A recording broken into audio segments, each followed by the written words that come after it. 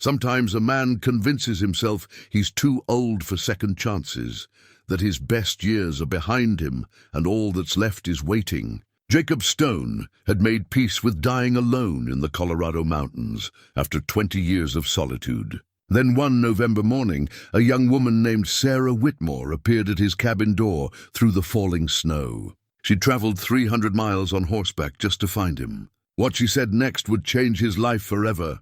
She'd been waiting for him for 7 years. But what would make a woman search the wilderness for a weathered mountain man twice her age? What secret connected them across all those years and miles? Before we jump back in, tell us where you're tuning in from. And if this story touches you, make sure you're subscribed, because tomorrow I've saved something extra special for you. The cabin sat at 9,000 feet, tucked into a hollow where the wind couldn't reach it but the sun could. Jacob Stone had built it with his own hands 20 years ago, when he'd first come to these mountains, running from a grief that threatened to swallow him whole. The logs were weathered silver grey now, chinked tight against the cold with moss and mud. A stone chimney rose from the center, sending up a thin ribbon of smoke most days. It wasn't much to look at, but it had kept him alive through 2 decades of winters that killed weaker men. He woke that November morning the way he always did,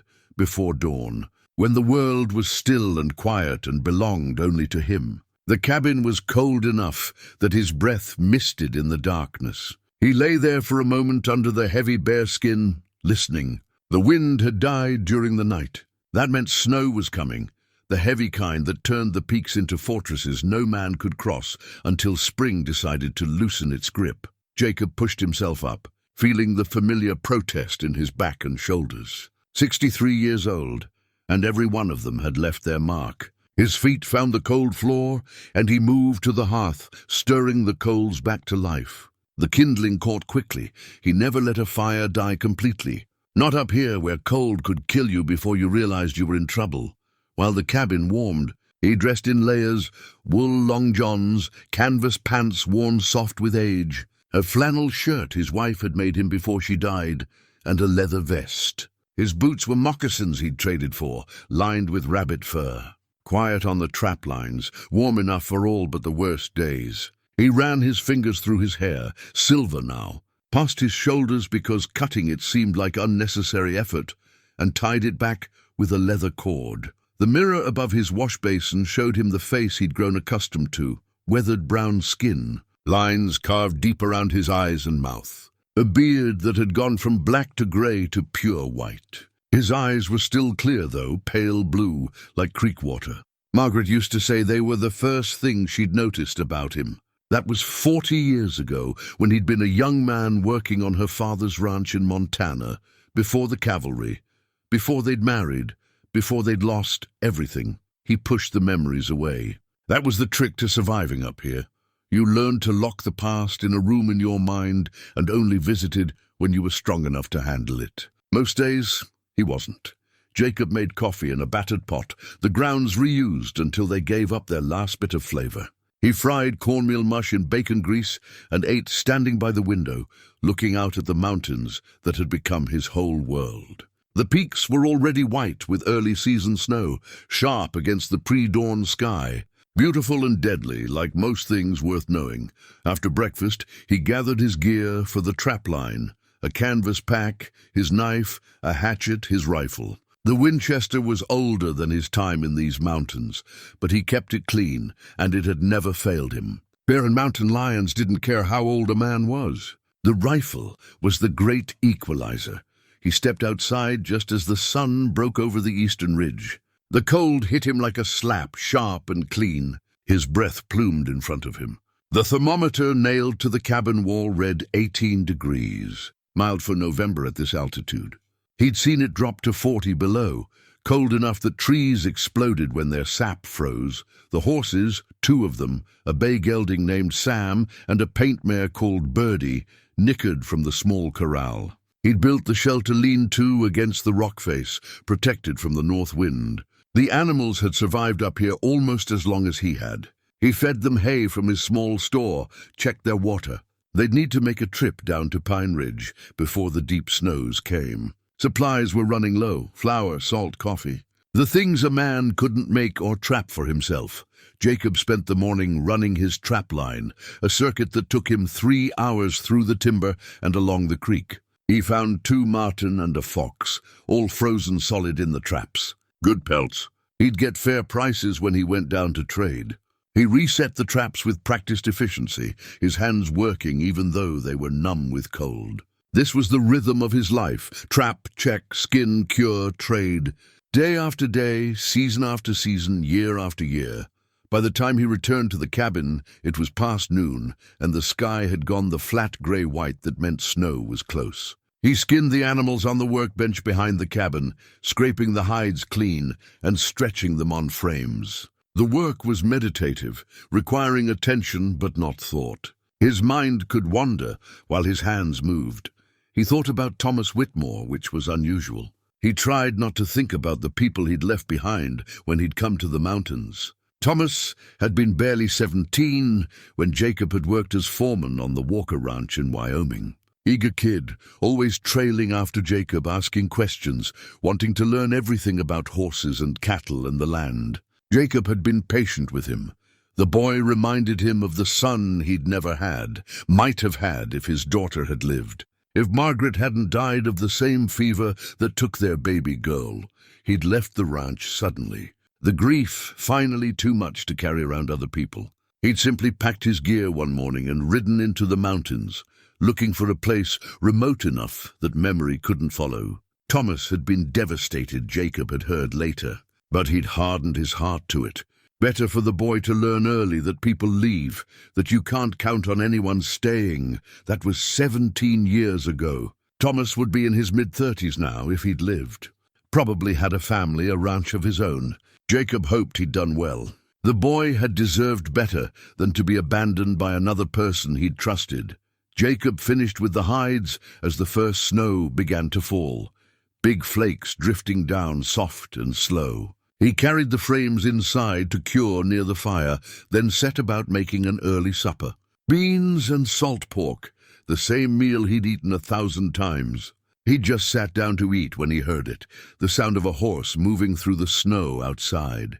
He froze, spoon halfway to his mouth. In 20 years, no one had come to his cabin uninvited. The few trappers and prospectors who worked this high country knew which valleys were his and stayed clear.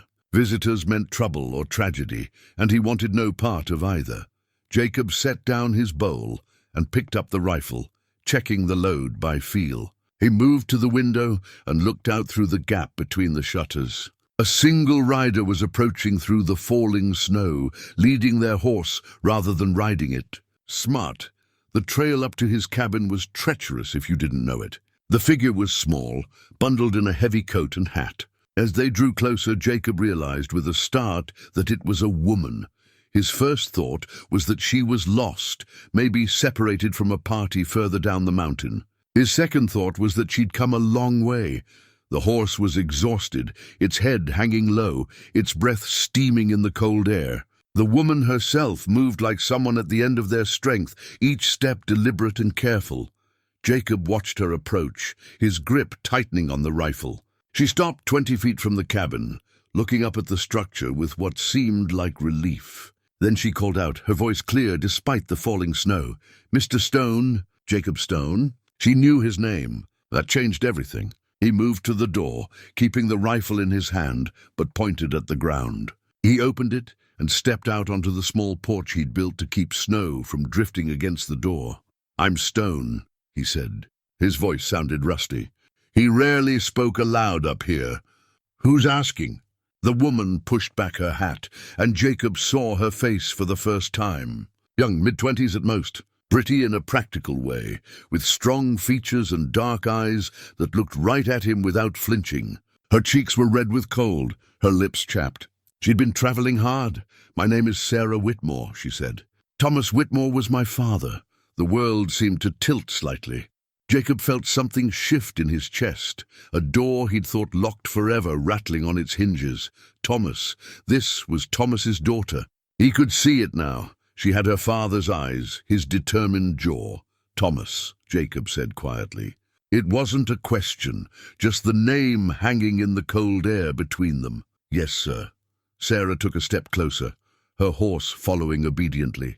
"He passed 7 years ago, riding accident. But before he died, he talked about you. He told me that if I ever needed help, if I ever needed to find someone who could teach me how to stand on my own, I should find Jacob Stone in the Colorado high country." Jacob's throat felt tight. 7 years. Thomas had been dead for 7 years, and he'd never known. The boy he'd mentored, the young man he'd left behind, gone. And this girl, this young woman, had spent years looking for him. "That's a long way to come," Jacob said finally. "And it's getting dark. There's weather moving in." "I know," Sarah said. "I've been riding for 2 weeks. I'm not going back down tonight." It wasn't a request. Jacob studied her for a long moment. She met his gaze steadily, and he saw something in her that reminded him of himself at that age, a kind of determined desperation, the look of someone who'd run out of other options. "You can stable your horse with mine," he said, making a decision he knew he'd probably regret. "We'll talk inside where it's warm." Relief flooded Sarah's face, though she tried to hide it. "Thank you." Jacob led her around to the corral, showing her where to put her horse and gear. The animal was a good one, a sturdy roan mare that had been well cared for despite the hard journey. While Sarah unsaddled, Jacob forked out hay and broke the ice on the water trough. They worked in silence, the snow falling heavier now, building up on their shoulders and hats. When they finally entered the cabin, Sarah stopped just inside the door and looked around. Jacob tried to see it through her eyes, small, dim, sparse. A single room with his bed in one corner, the table and chairs he'd made from lodgepole pine, shelves holding his few possessions, the hearth taking up most of one wall. Pelts and hides hung from the rafters, drying. It smelled like wood smoke, leather, and coffee. A hermit's den. "Sit," Jacob said, gesturing to the table. "You hungry?" "Starving," Sarah admitted. She removed her coat and hat, revealing a simple dress underneath, practical wool in dark blue. Her hair was brown, braided and pinned up. She sat at his table like she belonged there, which unsettled him more than he wanted to admit. Jacob heated up the beans and pork, adding more to the pot. He sliced bread he'd baked 2 days ago, hard now but edible, when soaked in the bean juice. He poured coffee into 2 tin cups and set everything on the table. Sarah ate like she meant it, not dainty but not wasteful either. He found himself watching her hands, work roughened, capable. Her father's hands. "Tell me about Thomas," Jacob said when she'd taken the edge off her hunger. "How did it happen?" Sarah set down her spoon. "He was breaking a horse for a neighbor. 3-year-old stallion, mean-spirited. The horse threw him and he hit his head on a fence post. He lived for 2 days, mostly unconscious. But there were moments when he was clear. That's when he talked about you." Jacob felt the old guilt rise up, familiar as an ache in his bones. "I should have stayed, should have been there." "He never blamed you," Sarah said quickly. "He understood why you left. He told me about your wife, your daughter. He said you'd taught him that sometimes a man has to walk away from everything to save what's left of himself." The words hit harder than Jacob expected. He stood abruptly, moving to the window. Outside, the snow was falling in earnest now, already covering the ground in a thick blanket. "Why are you really here, Sarah?" he asked, his back to her. "Your father's been gone 7 years. Why now?" He heard her take a breath, gathering herself. "Because I'm running," she said simply. "And I don't have anywhere else to go." Jacob turned to face her. In the firelight, she looked younger and older at the same time. Young enough to have a whole life ahead of her, old enough to have already seen too much of the world's hardness. Running from what? He asked, though he suspected he already knew the answer. There were only so many things that sent young women into the mountains alone. "From a marriage I don't want," Sarah said, meeting his eyes. "From a man who thinks he owns me because his family paid my debts. From a life that would kill me slower than any winter could." Jacob looked at this young woman, Thomas's daughter, sitting at his table, asking for his help. Every instinct told him to say no, to send her back down the mountain in the morning, to preserve the solitude he'd built so carefully. He was too old, too set in his ways, too damaged to take responsibility for another human being. But there was another voice, quieter but insistent. The voice that remembered Thomas's eager face, the boy's loyalty and trust. The voice that knew what it meant to be desperate enough to ride 300 miles into the wilderness looking for hope. "You can stay until the snow melts," Jacob heard himself say. "That's 3, maybe 4 months. But when the pass is clear, you'll need to decide what comes next. I can't fix your life for you." Sarah's eyes shimmered, but she didn't cry. "I don't need you to fix anything. I just need time to figure out how to fix it myself." "That's all I'm asking," Jacob nodded slowly. "Then we have an understanding." "Thank you," Sarah said quietly. "Don't thank me yet," Jacob replied. "Winter up here is harder than you can imagine. You might regret this choice before spring comes." Sarah smiled, a small, determined expression that reminded him so much of her father, it hurt to look at. "I won't regret it," she said. "I've been waiting 7 years to find you, Mr. Stone. Whatever happens now, at least I'm finally where I'm supposed to be." Jacob didn't know what to say to that, so he said nothing. He moved to the corner where he kept his spare blankets and began making up a pallet near the fire. Tomorrow, he'd figure out how to reconfigure the cabin for 2 people.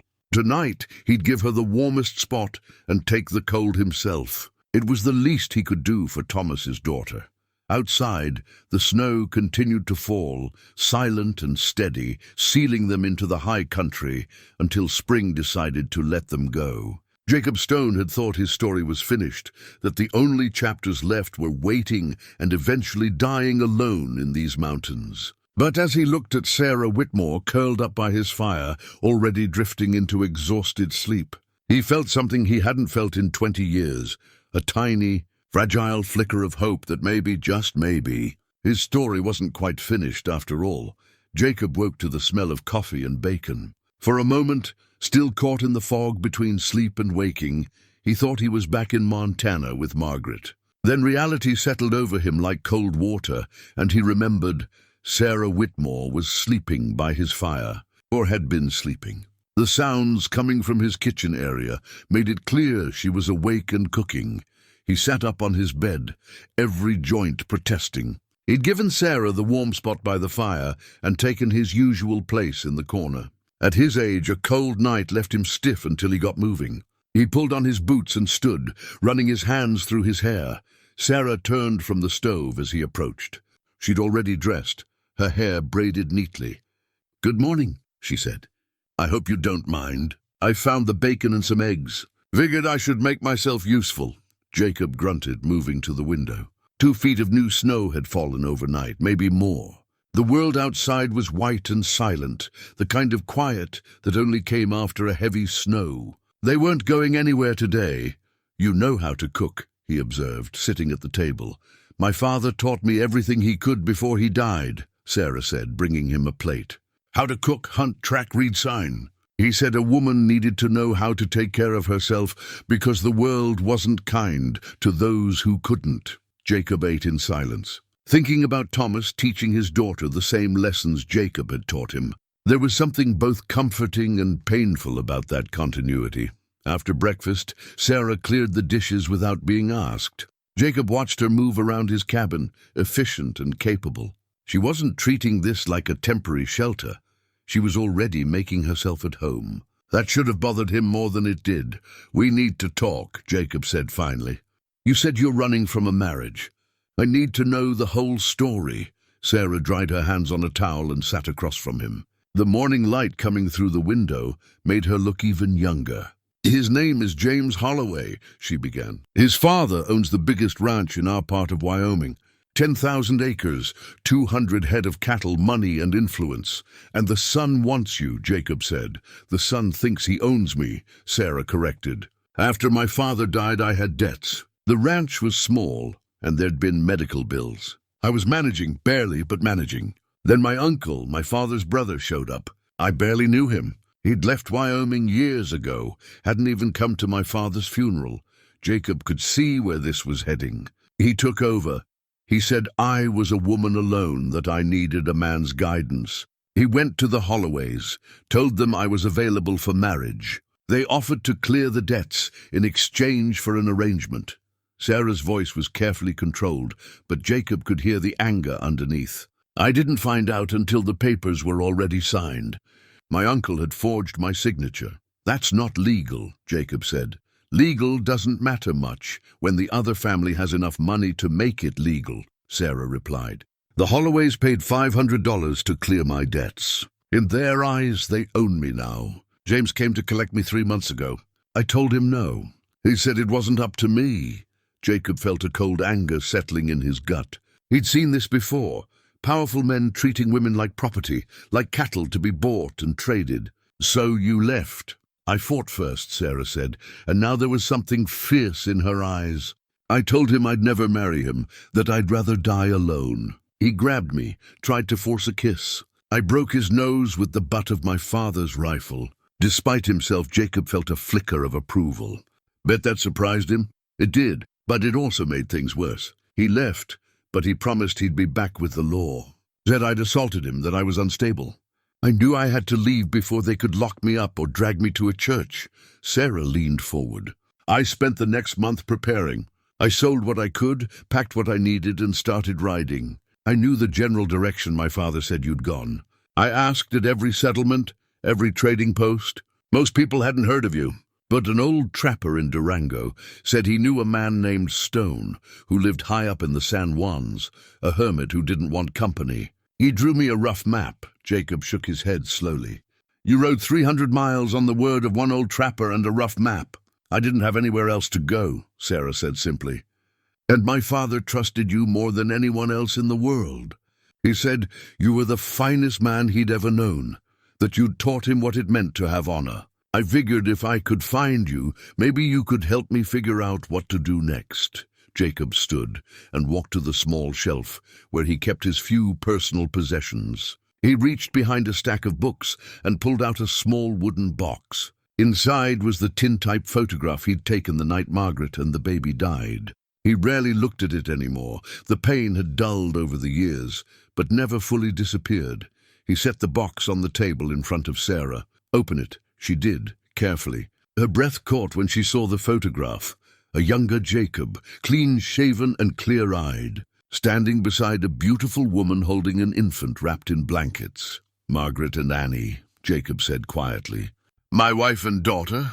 They died of fever 23 years ago. Annie was only 6 months old. Margaret went 3 days later. I buried them both on a hillside in Montana, and then I didn't know what to do with myself anymore. Sarah touched the photograph gently. I'm so sorry.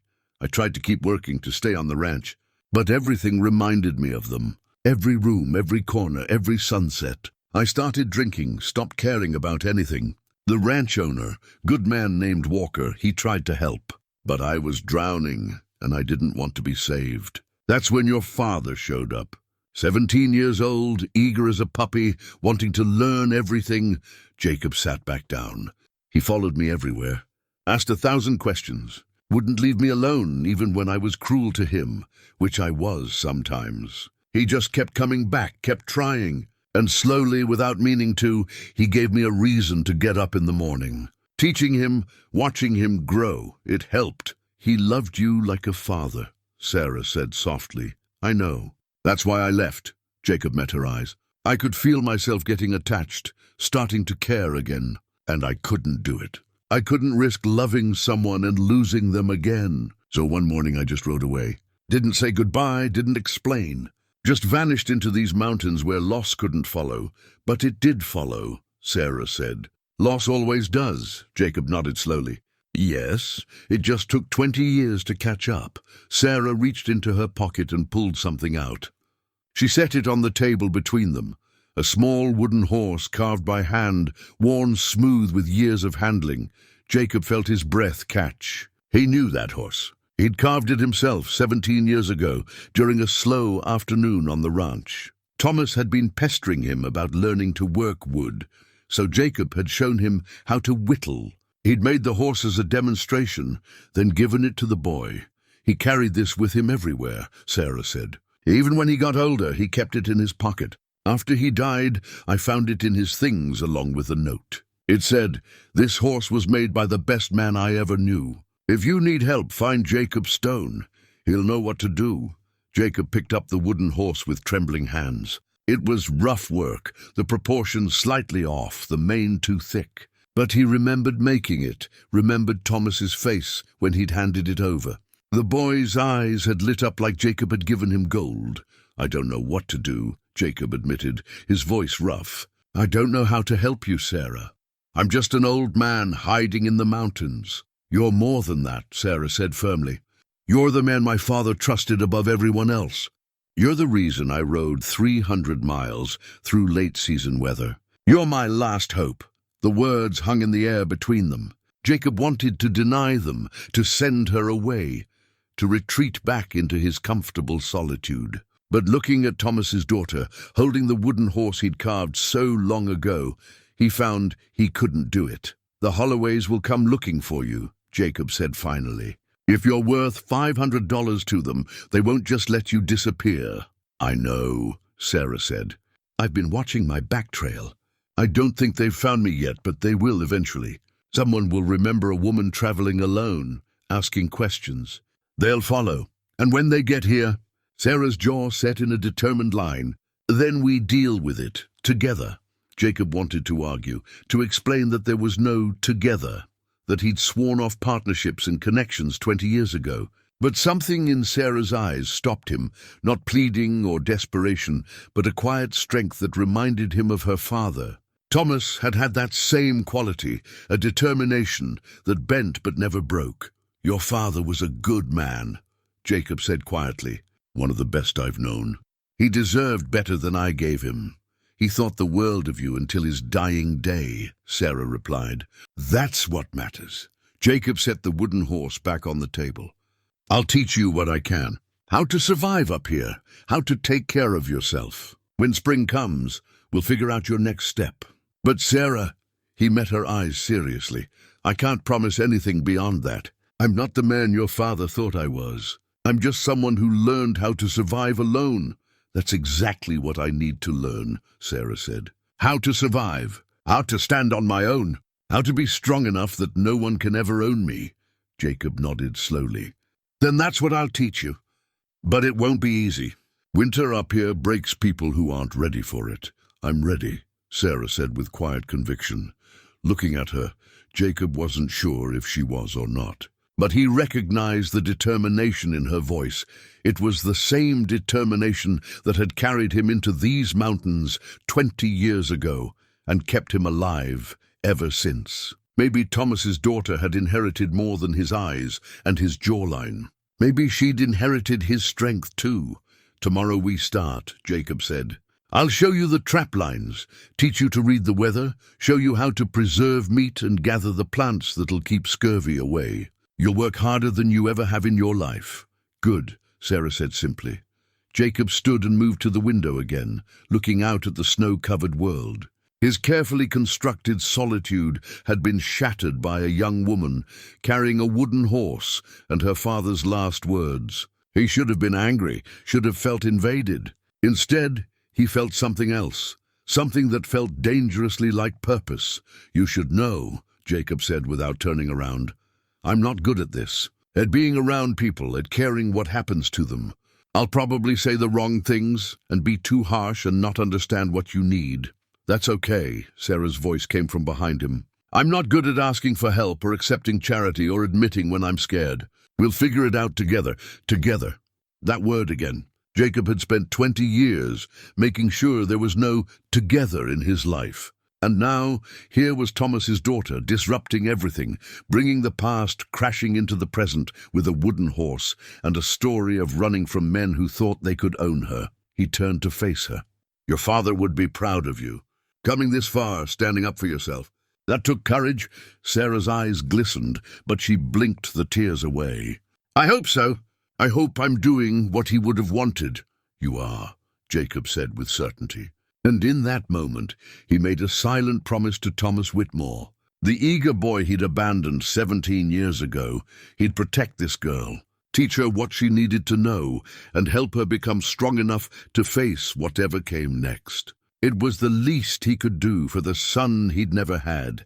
Outside, the snow continued to fall, covering the world in white silence. Inside the cabin, two people who'd been running from different kinds of pain found themselves in the same place, bound together by a dead man's love and a wooden horse carved long ago. It wasn't the beginning Jacob had expected, but perhaps it was the beginning he needed. The first full day together began before dawn, as all of Jacob's days did. He woke Sarah gently, still uncomfortable with having another person in his space, but determined to follow through on his promise to Thomas. "Time to work," he said simply. Sarah was dressed and ready within minutes. No complaints about the early hour or the cold that had seeped into the cabin overnight. Jacob noted this with approval. Complaining was a luxury that got people killed in the mountains. He showed her how he built up the fire each morning, the precise arrangement of kindling and logs that would burn hot enough to cook on, but not waste precious wood. Then he demonstrated his method of making coffee. Grounds measured carefully, water from the barrel he'd filled before the snow came, boiled just long enough to extract the flavor without making it bitter. "We checked the traps first," Jacob explained, as they ate a quick breakfast of fried cornmeal and the last of the eggs. "Every day, no matter the weather. An animal left too long in a trap suffers, and the pelt can be ruined by scavengers." "How far is the trap line?" Sarah asked. 3 hours round trip on a good day. Longer in deep snow. Jacob studied the sky through the window. "Today will be longer. We got 2 feet last night, and there's more coming." They dressed in layers, Sarah borrowing one of Jacob's extra coats, which hung large on her smaller frame. He gave her a pair of snowshoes he'd made years ago, but rarely used. They were too small for his feet, but fit Sarah well enough. "Stay behind me," Jacob instructed as they stepped outside. "Step where I step." The drifts hide deadfall and holes. A broken ankle up here is a death sentence. Sarah nodded seriously, and they set out into the white world. The morning was brutal in its beauty. The sun hadn't yet cleared the peaks, leaving the valley in blue-grey shadow. Their breath plumed in the frigid air, and the only sound was the crunch of snow under their snowshoes, and the occasional crack of a tree branch releasing its burden of ice. Jacob led them along the trap line he'd established years ago, each trap carefully placed near game trails or water sources. The first 3 traps were empty. The storm had kept the animals in their dens. The 4th held a marten, frozen solid, its dark fur perfect. "Watch," Jacob said, and showed Sarah how to remove the animal without damaging the pelt, how to reset the trap exactly as it had been. "You're not just taking from these mountains. You're part of them. Respect that." Sarah watched intently, asking questions that showed she was thinking, not just memorizing. "How did you know where to place the trap? How could you tell if a trail was active or abandoned? What other signs should you look for?" Jacob found himself slipping into the rhythm of teaching, something he hadn't done since Thomas. There was satisfaction in passing on knowledge, in watching understanding dawn in someone else's eyes. They were checking the 6th trap, deep in a stand of pine, when Jacob felt the hair on the back of his neck rise. He stopped abruptly, holding up a hand. Sarah froze behind him. "What?" she started to whisper. "Quiet," Jacob breathed. He'd survived 20 years in these mountains by trusting his instincts, and right now every instinct was screaming danger. He scanned the trees slowly, looking for movement, for anything out of place. Then he saw it. 50 feet away, partially hidden by a fallen log. A mountain lion, its tawny coat blending perfectly with the dead grass poking through the snow. It was watching them, its tail twitching slowly. Jacob's hand moved carefully to his rifle, easing it from his shoulder. He didn't take his eyes off the cat. Mountain lions didn't usually attack humans, but a hungry one in winter might take the chance, especially with 2 people who smelled like fear. "Sarah," Jacob said quietly, "when I tell you back away slowly, don't run. Keep your eyes on the cat. If it charges, make yourself big and make noise. Understand?" "Yes," Sarah whispered, and Jacob could hear the fear in her voice but also the control. She wasn't panicking. The lion rose from its crouch, muscles rippling under its coat. Jacob raised the rifle slowly, sighting down the barrel. He didn't want to kill the cat. It was just trying to survive like everything else up here.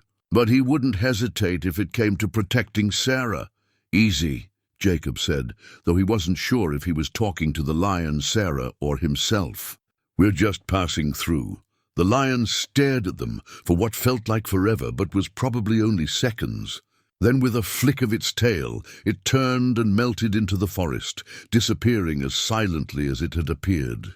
Jacob waited a full minute before lowering the rifle. His heart was pounding, his hands steady, despite the surge of fear and adrenaline. Is it gone? Sarah asked. For now. Jacob turned to look at her.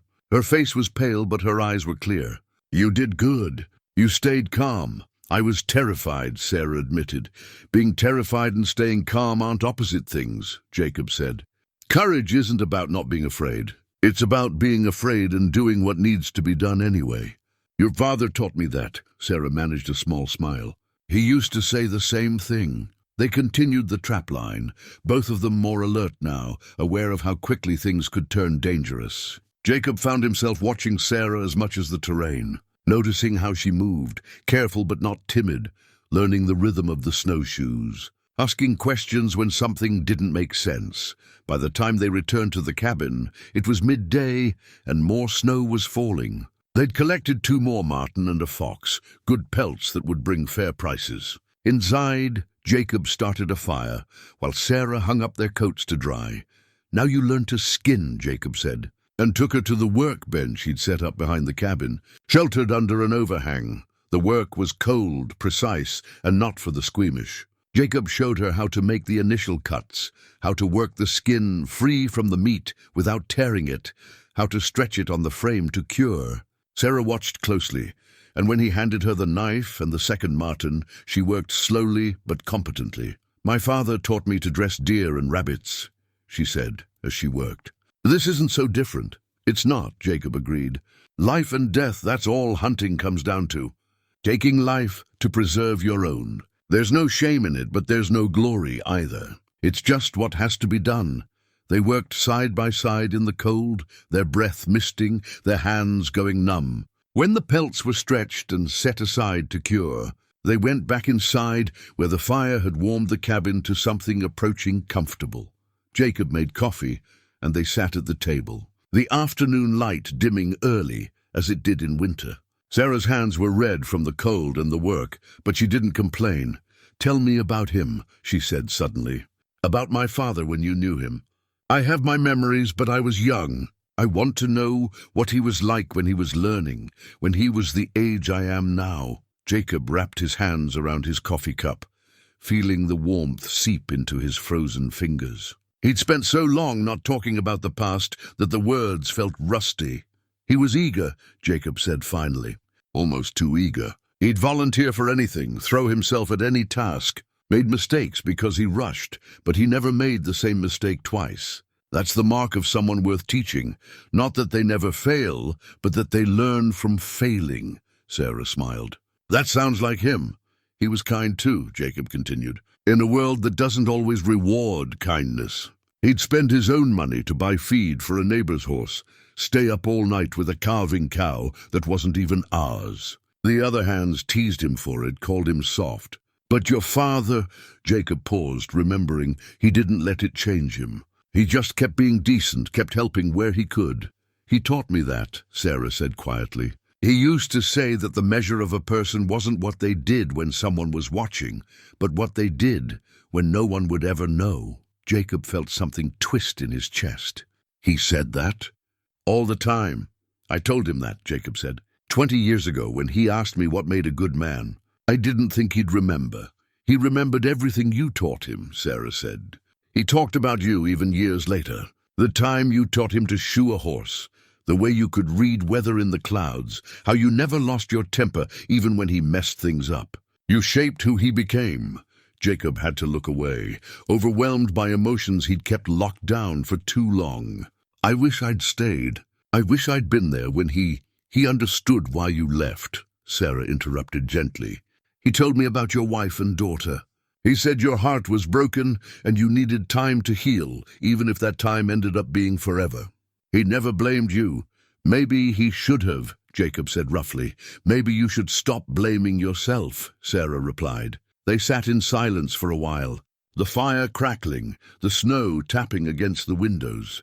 Jacob felt exposed, raw, like 20 years of protective scars had been peeled away in a single conversation. "I can't replace him," Jacob said finally. "I can't be the father you lost." "I'm not asking you to be," Sarah said. "I'm just asking you to help me become strong enough to face what's coming." "That's all," Jacob nodded slowly. "Then that's what we'll do. Tomorrow we'll work on reading sign tracking game. You'd need to be able to feed yourself if something happens to me. Nothing's going to happen to you," Sarah said with more confidence than the situation warranted. "In these mountains, anything can happen," Jacob corrected. "And you need to be ready for all of it." That evening, after a simple dinner of beans and salt pork, Sarah surprised him by producing a small book from her pack, a collection of poems. She read aloud by the firelight, her voice soft and steady, and Jacob found himself listening despite his usual impatience with such things. "My father loved poetry," Sarah explained. "He said it reminded him that there was beauty in the world even when things were hard." Jacob thought about that as he lay in his bed later, listening to Sarah's quiet breathing from her pallet by the fire. He'd spent 20 years focused only on survival, on enduring from one day to the next. He'd forgotten about beauty, about connection, about anything beyond the simple mechanics of staying alive. Thomas's daughter was reminding him of things he'd deliberately forgotten. It was uncomfortable and unsettling and, if he was honest with himself, not entirely unwelcome. The cabin felt different with another person in it, warmer somehow, more alive.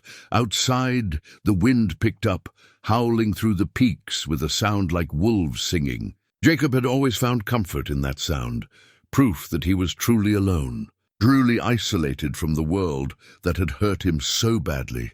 But tonight, with Sarah sleeping peacefully near his fire, the wind sounded different. Not comforting, but lonely.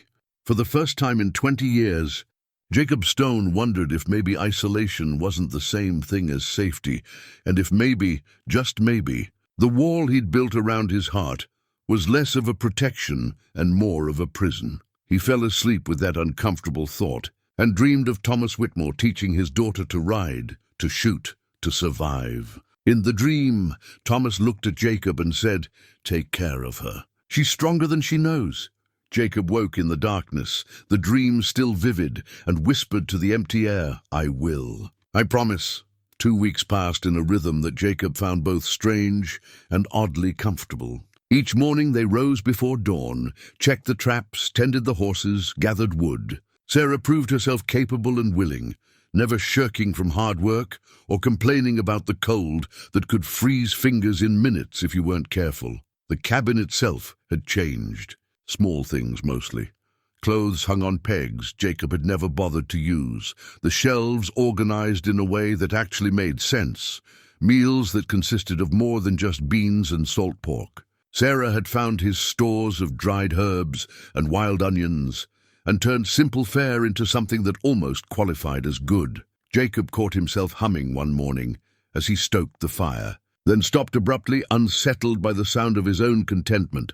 "What's wrong?" Sarah asked from where she was kneading dough for the bread she'd insisted on making. "Nothing," Jacob said. "Just not used to the noise," Sarah smiled. "I've hardly made any noise." "That's not what I mean," Jacob said, though he couldn't quite explain what he did mean. It was the noise of another person living, breathing, existing in a space he'd kept silent for 20 years. Even when she wasn't speaking, her presence filled the cabin in ways that both comforted and unsettled him. The third week brought a blizzard that trapped them inside for 3 straight days. The wind howled like a living thing, driving snow against the walls with such force that Jacob had to check constantly to make sure the drifts weren't blocking the door or covering the chimney. The temperature dropped so low that frost formed on the inside of the windows, despite the fire burning hot in the hearth. On the first day, they kept busy with tasks, Sarah mending clothes with thread and needle she'd brought, Jacob repairing a broken snowshoe and maintaining his traps. They spoke little, comfortable in the shared silence. The second day, restlessness set in. The cabin felt smaller, the walls closer. Sarah paced like a caged animal, and Jacob found himself snapping at her for minor things. A cup left on the wrong shelf. "Too much wood on the fire, I'm sorry," he said finally, recognizing his own unfairness. "I'm not used to being cooped up with company." "I'm not used to being cooped up at all," Sarah replied. "My father always said I had restless feet. He got that from me," Jacob admitted. "I taught him that staying still too long made you soft. Gods, I've been staying still in these mountains for 20 years, so maybe I was wrong about that." Sarah sat at the table, pulling her shawl tighter. Even with the fire, the cold was seeping in. "Tell me about before," she said. "Before you came here, before you lost your wife and daughter." Jacob's first instinct was to refuse, to shut down the conversation before it could open old wounds. But something in Sarah's eyes, a genuine curiosity, not morbid fascination, made him reconsider. "I was different then," he said slowly. "Younger, obviously, but more than that. I believed in things. Family, future, the possibility of happiness. I was a cavalry scout for a while. Then I got tired of the military and hired on with a ranching operation in Montana. That's where I met Margaret." "What was she like?" Sarah asked. Jacob closed his eyes, summoning the memory. "Strong, not physically, though she was that too. Strong in spirit. She could look at you and see right through any pretense, any lie you told yourself. She saw me, really saw me, and she loved me anyway. That's a rare thing." "It is," Sarah agreed softly. "We married quick, maybe too quick by some folks' standards. But when you know, you know. We had a small house on the ranch, nothing fancy. She made it feel like a palace. Then Annie came along, and..." Jacob's voice caught. "Even after all these years, this part hurt. She was perfect, tiny, with Margaret's dark hair and my eyes. She'd grab my finger and hold on like she never wanted to let go." "What happened?" Sarah's voice was gentle. "Fever swept through that part of Montana. Started in town, spread to the ranches. Annie got sick first, 6 months old, and there was nothing we could do. We tried everything, cold baths, herbal remedies, prayers. She died in Margaret's arms on a Tuesday morning." Jacob stood, needing to move. "Margaret got sick 2 days later. She fought it, tried to stay strong for me. But you could see in her eyes she didn't want to. She wanted to be with Annie. She died 3 days later, and I..." He stopped, his throat tight. "I buried them on a hillside where Margaret used to like to sit and watch the sunset. Then I went a little crazy. I'm so sorry," Sarah said, and there was such genuine compassion in her voice that Jacob had to look away. "Thomas found me about a year after that. I'd stopped drinking by then, but I was still broken. He was this eager kid who wouldn't leave me alone, who kept trying to make me care about things again. And slowly, despite myself, he did. I started teaching him things, started finding purpose in watching him grow. But then I realized I was getting attached, and I couldn't..." Jacob shook his head. "I couldn't do it. I couldn't risk loving someone and losing them again.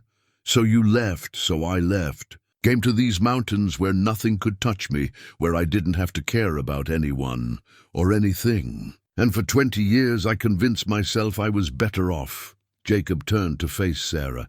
"Then you showed up with a wooden horse and your father's last words, and you're making me question everything I thought I knew." Sarah stood and moved to the window, looking out at the white void of the blizzard. "My father used to say that the opposite of love isn't hate, it's fear. He said too many people never let themselves love because they're too afraid of the pain that might come. But he said the pain of loneliness is worse than the pain of loss, because at least loss means you had something worth losing." "He was wiser than I gave him credit for," Jacob said. "He learned from the best," Sarah replied. Looking back at him, they spent the rest of the day in quiet companionship, the tension from earlier gone. Sarah taught Jacob a card game Thomas had taught her. A simple thing, but it made Jacob laugh when she beat him 3 times in a row. "You're cheating," he accused without heat. "I'm just better at this than you are," Sarah countered, grinning. That night the wind died down enough that they could hear themselves think. Sarah made a stew from dried meat and vegetables, and they ate by firelight. Jacob found himself watching her, the way she moved, the expressions that crossed her face, the strength in her hands that came from years of hard work. She was beautiful, he realized with a start. Not in the polished way of town women, but in the way of wild things, practical, capable, real. Then he felt ashamed for noticing. She was young enough to be his daughter, and she'd come to him for protection, not, "What are you thinking about?" Sarah asked, catching him staring. "Nothing," Jacob said quickly. "Just tired." But later, lying in his bed while Sarah slept by the fire, Jacob admitted the truth to himself. He was noticing Sarah as more than Thomas's daughter, more than a person he was helping. He was noticing her as a woman, and that terrified him more than any blizzard or mountain lion ever could. The third day of the storm, the wind finally died. They ventured outside to find the world transformed. Drifts as high as the cabin's roof. Trees bent nearly double under the weight of ice. The sky, clear and brilliant blue. "It's beautiful," Sarah breathed. "Standing in snow up to her knees, it's deadly," Jacob corrected. But even he had to admit there was something magnificent about the pristine white landscape. "We need to dig out the horses, check the traps, make sure the roof hasn't been damaged." They worked together, falling into the easy partnership they'd developed. Sarah no longer needed detailed instructions. She anticipated what needed to be done and did it. Jacob found himself relying on her in ways he hadn't relied on anyone in 20 years. When they checked the trap line that afternoon, they found that the storm had been both cruel and kind. 2 traps had been buried and would need to be relocated, but 3 others held prime pelts. Fox, marten, and a lynx with fur so thick and perfect that Jacob knew it would bring top price. "We're going to need to go to Pine Ridge soon," Jacob said as they headed back to the cabin, carrying their haul. "Supplies are running low, and I need to trade these pelts before they start to deteriorate." He felt Sarah tense beside him. "How soon?" she asked. "Week, maybe 2 if we stretch what we have. But we'll need flour, coffee, salt, things we can't make ourselves." Sarah was quiet for a long moment. "What if someone recognizes me? What if the Holloways have spread word?" Jacob had been thinking about that. Pine Ridge is small, but it's isolated. News travels slow this time of year, and even if someone has heard something, these mountain folk mind their own business. They won't ask questions they don't want answers to. "You hope," Sarah said. "I hope," Jacob agreed. "But we don't have much choice. We can't survive the winter without supplies." That evening, Sarah was quieter than usual. She sat by the fire, staring into the flames, her hands working a piece of leather she was softening for new gloves. "What are you afraid of?" Jacob asked finally. Sarah looked up, surprised by the directness of the question. "That they'll find me. That they'll take me back. That I'll have fought this hard for nothing. They won't take you," Jacob said with more certainty than he felt. "I won't let them." "You can't promise that," Sarah said. "You're one man, and the Holloways have money and influence, and I have 20 years of surviving in conditions that would kill most men," Jacob interrupted. "I have knowledge of this country that no amount of money can buy. And I have—" He paused, surprised by what he was about to say. "I have something worth protecting now. That makes a man dangerous in ways money never could." Sarah's eyes glistened in the firelight. "Why are you doing this, really? Is it just because of my father?" Jacob considered lying, giving her the easy answer. But Thomas's daughter deserved the truth, even if it made him uncomfortable to speak it. At first, yes, I owed Thomas that much. But now, Jacob looked at her directly, and now it's because you remind me what it's like to care about someone other than myself. You've been here less than a month, and you've changed everything. This cabin that was just a place to survive is starting to feel like a home. Days that were just about enduring are starting to mean something again. "Jacob," Sarah started. "Let me finish," he said. "I'm too old for you, too set in my ways, too damaged by things I can't change. But you've made me remember what it's like to be alive instead of just existing. That's a gift I didn't expect and don't deserve." Sarah set down her work and stood, moving to where Jacob sat at the table. She placed her hand on his shoulder, and he felt the warmth of it through his shirt. "You're not too old," she said quietly. "You're not too damaged. And you deserve more than you think you do. My father saw that." "I see that," Jacob covered her hand with his own, marveling at how small and strong it felt. "Your father was an optimist. My father was right about you," Sarah said firmly. "And eventually you'll see it too." She went back to her work, and Jacob sat in the warmth of her words, feeling something shift inside him. Not quite hope, but maybe the possibility of hope. The medicine pouch he kept hanging by the door, filled with herbs for physical ailments, seemed like a symbol now of the healing that was happening in this cabin, not just in bodies, but in hearts that had thought themselves beyond repair. The next morning, they prepared for the journey to Pine Ridge. Jacob showed Sarah how to pack for travel, efficiently, with every item serving multiple purposes. They would take 2 horses, leading a pack animal with the pelts. "We'll stay over one night," Jacob explained. "There's a boarding house run by a widow named Eleanor Brennan. She's fair and she doesn't gossip much. We'll tell her you're Thomas Whitmore's daughter, staying the winter to learn mountain skills."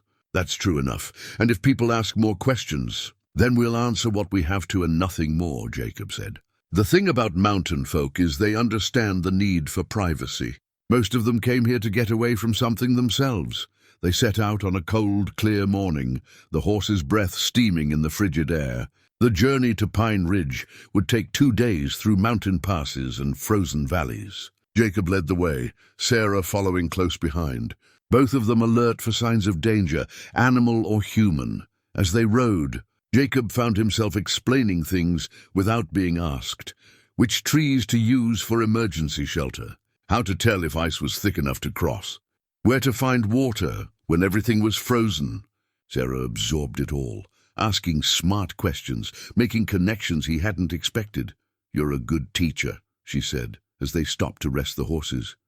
"You're a good student," Jacob replied. "Like your father." They made camp that first night in a grove of pines that offered some shelter from the wind. Jacob built a fire while Sarah tended the horses. They worked together smoothly, each knowing their role.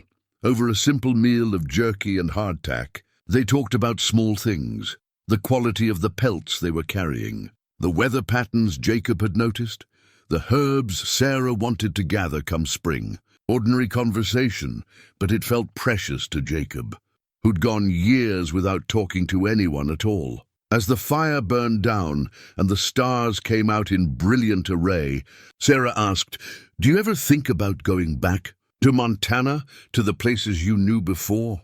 Jacob was quiet for a long time. "Sometimes, but the people I knew there are gone, and the place wouldn't be the same. Memory has a way of making things better than they were. The Montana I remember doesn't exist anymore. If it ever did, do you regret coming here?" "I did at first. Thought I was running away, being a coward. But now I think maybe I was just surviving the only way I knew how. Sometimes removing yourself from a situation isn't weakness, it's wisdom." Jacob looked at Sarah across the fire. "Like you leaving Wyoming." "That wasn't running. That was choosing yourself over what other people wanted for you." Sarah pulled her blanket tighter. "I hope you're right. Some days I wonder if I should have just accepted it, made the best of a bad situation." "No," Jacob said firmly. "A life lived for someone else's benefit isn't a life at all. It's just existence. Your father understood that. He taught you to value yourself enough to fight for what you deserve." "He did," Sarah agreed softly. "I just wish he was here to see that I listened." "He knows," Jacob said. "Wherever he is, he knows." They fell asleep under the stars, the fire burning low between them, the horses quiet nearby. Jacob woke once in the night and saw Sarah sleeping peacefully, her face relaxed in a way it rarely was during the day. He felt a fierce protectiveness rise in him, a determination that nothing would happen to this young woman who'd ridden 300 miles to find him. He'd failed Thomas by leaving. He wouldn't fail Thomas's daughter by letting anyone take her back to a life she didn't want. Whatever came, whatever it cost, he'd make sure Sarah had the chance to choose her own path. With that promise made to himself and to the memory of a boy who'd believed in him when he hadn't believed in himself, Jacob Stone closed his eyes and slept dreamlessly until dawn. They reached Pine Ridge just after noon on the second day. The settlement consisted of perhaps 20 buildings scattered along a frozen creek, a general store, a saloon, a boarding house, a church, and various homes and outbuildings. Smoke rose from chimneys into the cold air, and a few people moved about their business, bundled against the cold. Jacob felt Sarah tense as they rode down the main street. He understood her anxiety. After weeks alone in the mountains, the presence of other people felt intrusive, potentially dangerous. "Easy," he said quietly. "Let me do the talking." They stopped first at the general store, a long building with a covered porch. Ezra Hawkins, the owner, was a man in his 60s with a face weathered by decades of mountain winters. He looked up from his ledger as they entered, and his eyes widened slightly at seeing Jacob with a companion. "Jacob Stone," Ezra said, genuine surprise in his voice. "Didn't expect to see you until spring." "Supplies ran low," Jacob said simply. "Ezra, this is Sarah Whitmore, Thomas Whitmore's daughter." Ezra's expression shifted to something more respectful. "Thomas Whitmore, good man. Heard he passed some years back." "My condolences, miss." "Thank you," Sarah said quietly. "She's staying the winter," Jacob continued, "learning to manage in the high country. I need the usual, flour, coffee, salt, sugar if you have it, and I've got pelts to trade." While Ezra examined the pelts, nodding appreciatively at the quality, Jacob noticed other people in the store casting curious glances their way. Two women by the fabric bolts whispered to each other.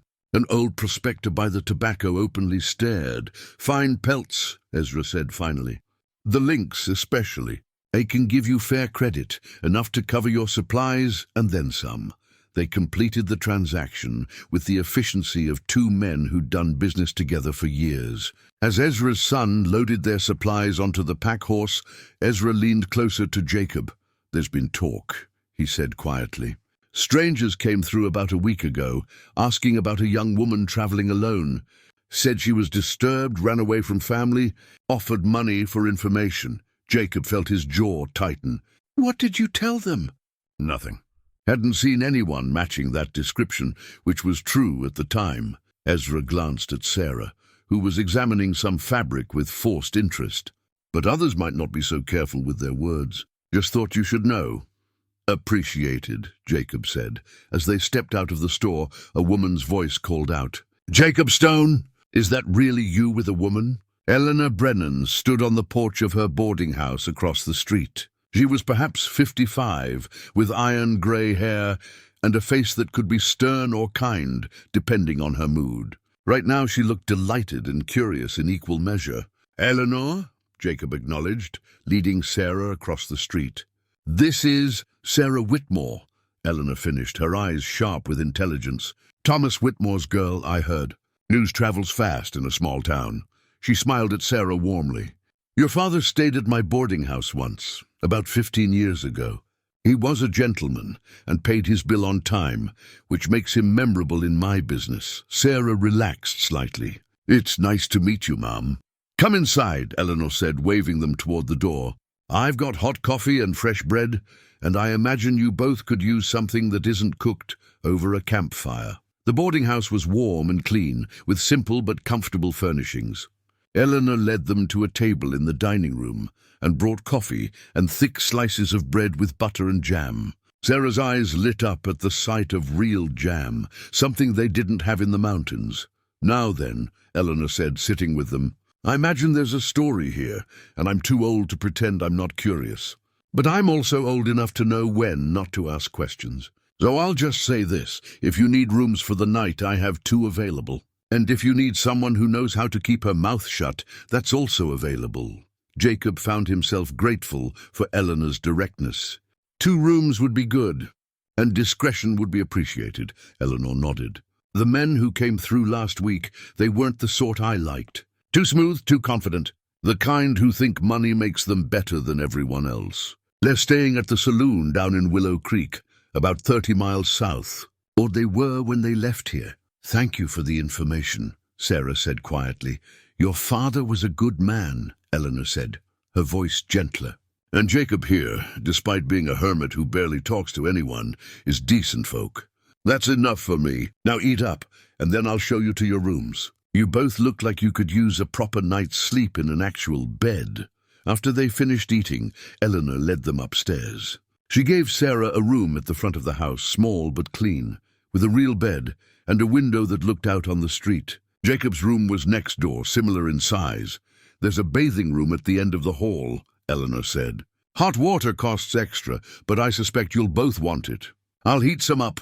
When Eleanor left, Jacob turned to Sarah. "Stay in your room tonight. Don't wander around town alone." "I'm not a child," Sarah said, a flash of irritation in her eyes. "No, but you're someone people are looking for. And this town, small as it is, has eyes everywhere."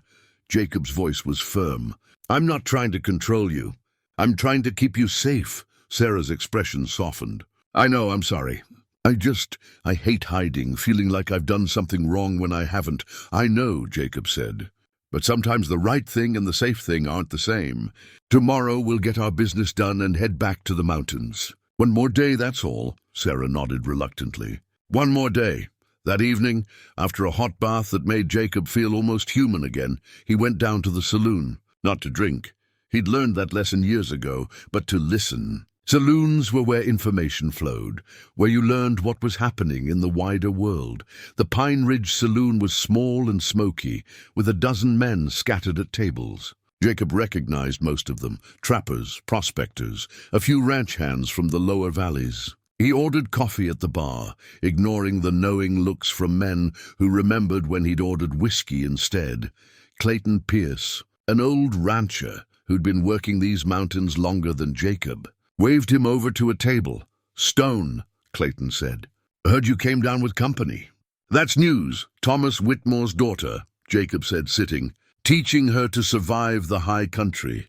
Clayton's weathered face creased in a smile. "Teaching, is that what they're calling it now?" "It's exactly what I'm calling it," Jacob said coolly. "Her father was a friend. I'm honoring his memory." Clayton held up his hands. "No offense meant. Just surprised to see you with any kind of company after all these years. Figured you'd taken a vow of solitude or something." "Not a vow, just a preference." Jacob sipped his coffee. "Heard there were strangers in town last week." "There were," Clayton confirmed, his expression darkening. 3 men from Wyoming.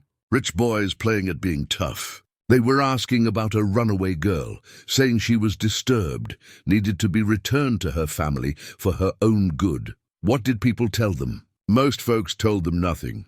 "We don't care much for outsiders coming here with demands and money." Clayton leaned closer. "But there's always someone willing to talk for the right price. Dutch Miller, that prospector who's always half drunk, he told them he'd seen a young woman heading north into the high country. Didn't know which valley, but he pointed them in the general direction." Jacob's hands tightened on his coffee cup. "When was this?" 5 days ago. They headed out the next morning with supplies for a week. If they're smart, they'll have turned back by now. But if they're stubborn," Clayton shrugged, "they could still be out there looking." Jacob felt cold dread settle in his stomach. If the Holloway's men were in the mountains looking for Sarah, they might find his cabin. Even if they didn't find it before the weather turned, they'd know the general area. Come spring, they'd be back. "You thinking what I'm thinking?" Clayton asked. "That I've got trouble heading my way?" "Could be. Or could be those city boys already froze to death in a gully somewhere." Clayton studied Jacob. "This girl means something to you?" Jacob considered his answer carefully. "She's someone who needs help, and I'm someone who can provide it." "That's not what I asked. It's all I'm saying," Jacob replied. Clayton nodded slowly. "Fair enough. Just be careful, Stone. Men with money don't like being told no. And they especially don't like losing something they think they own."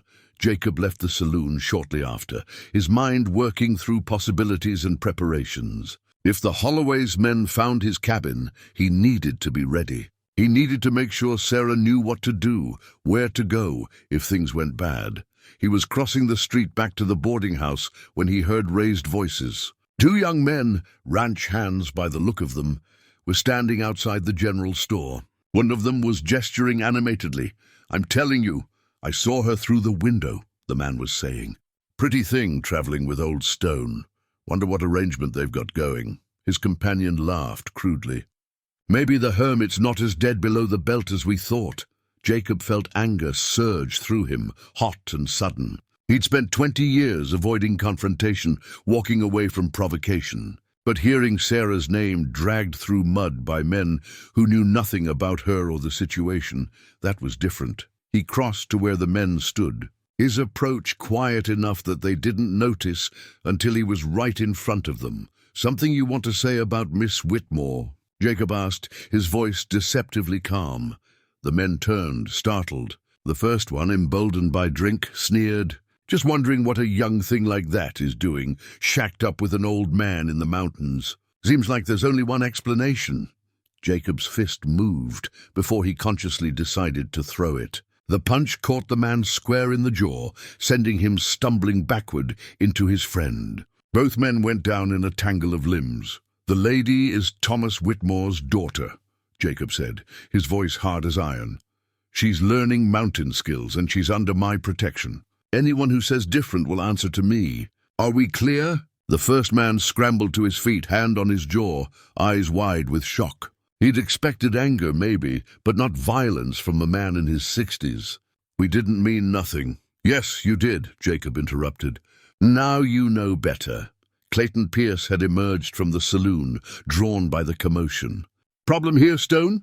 "No problem," Jacob said, not taking his eyes off the two ranch hands. "Just a misunderstanding that's been cleared up." The men nodded quickly and hurried off down the street.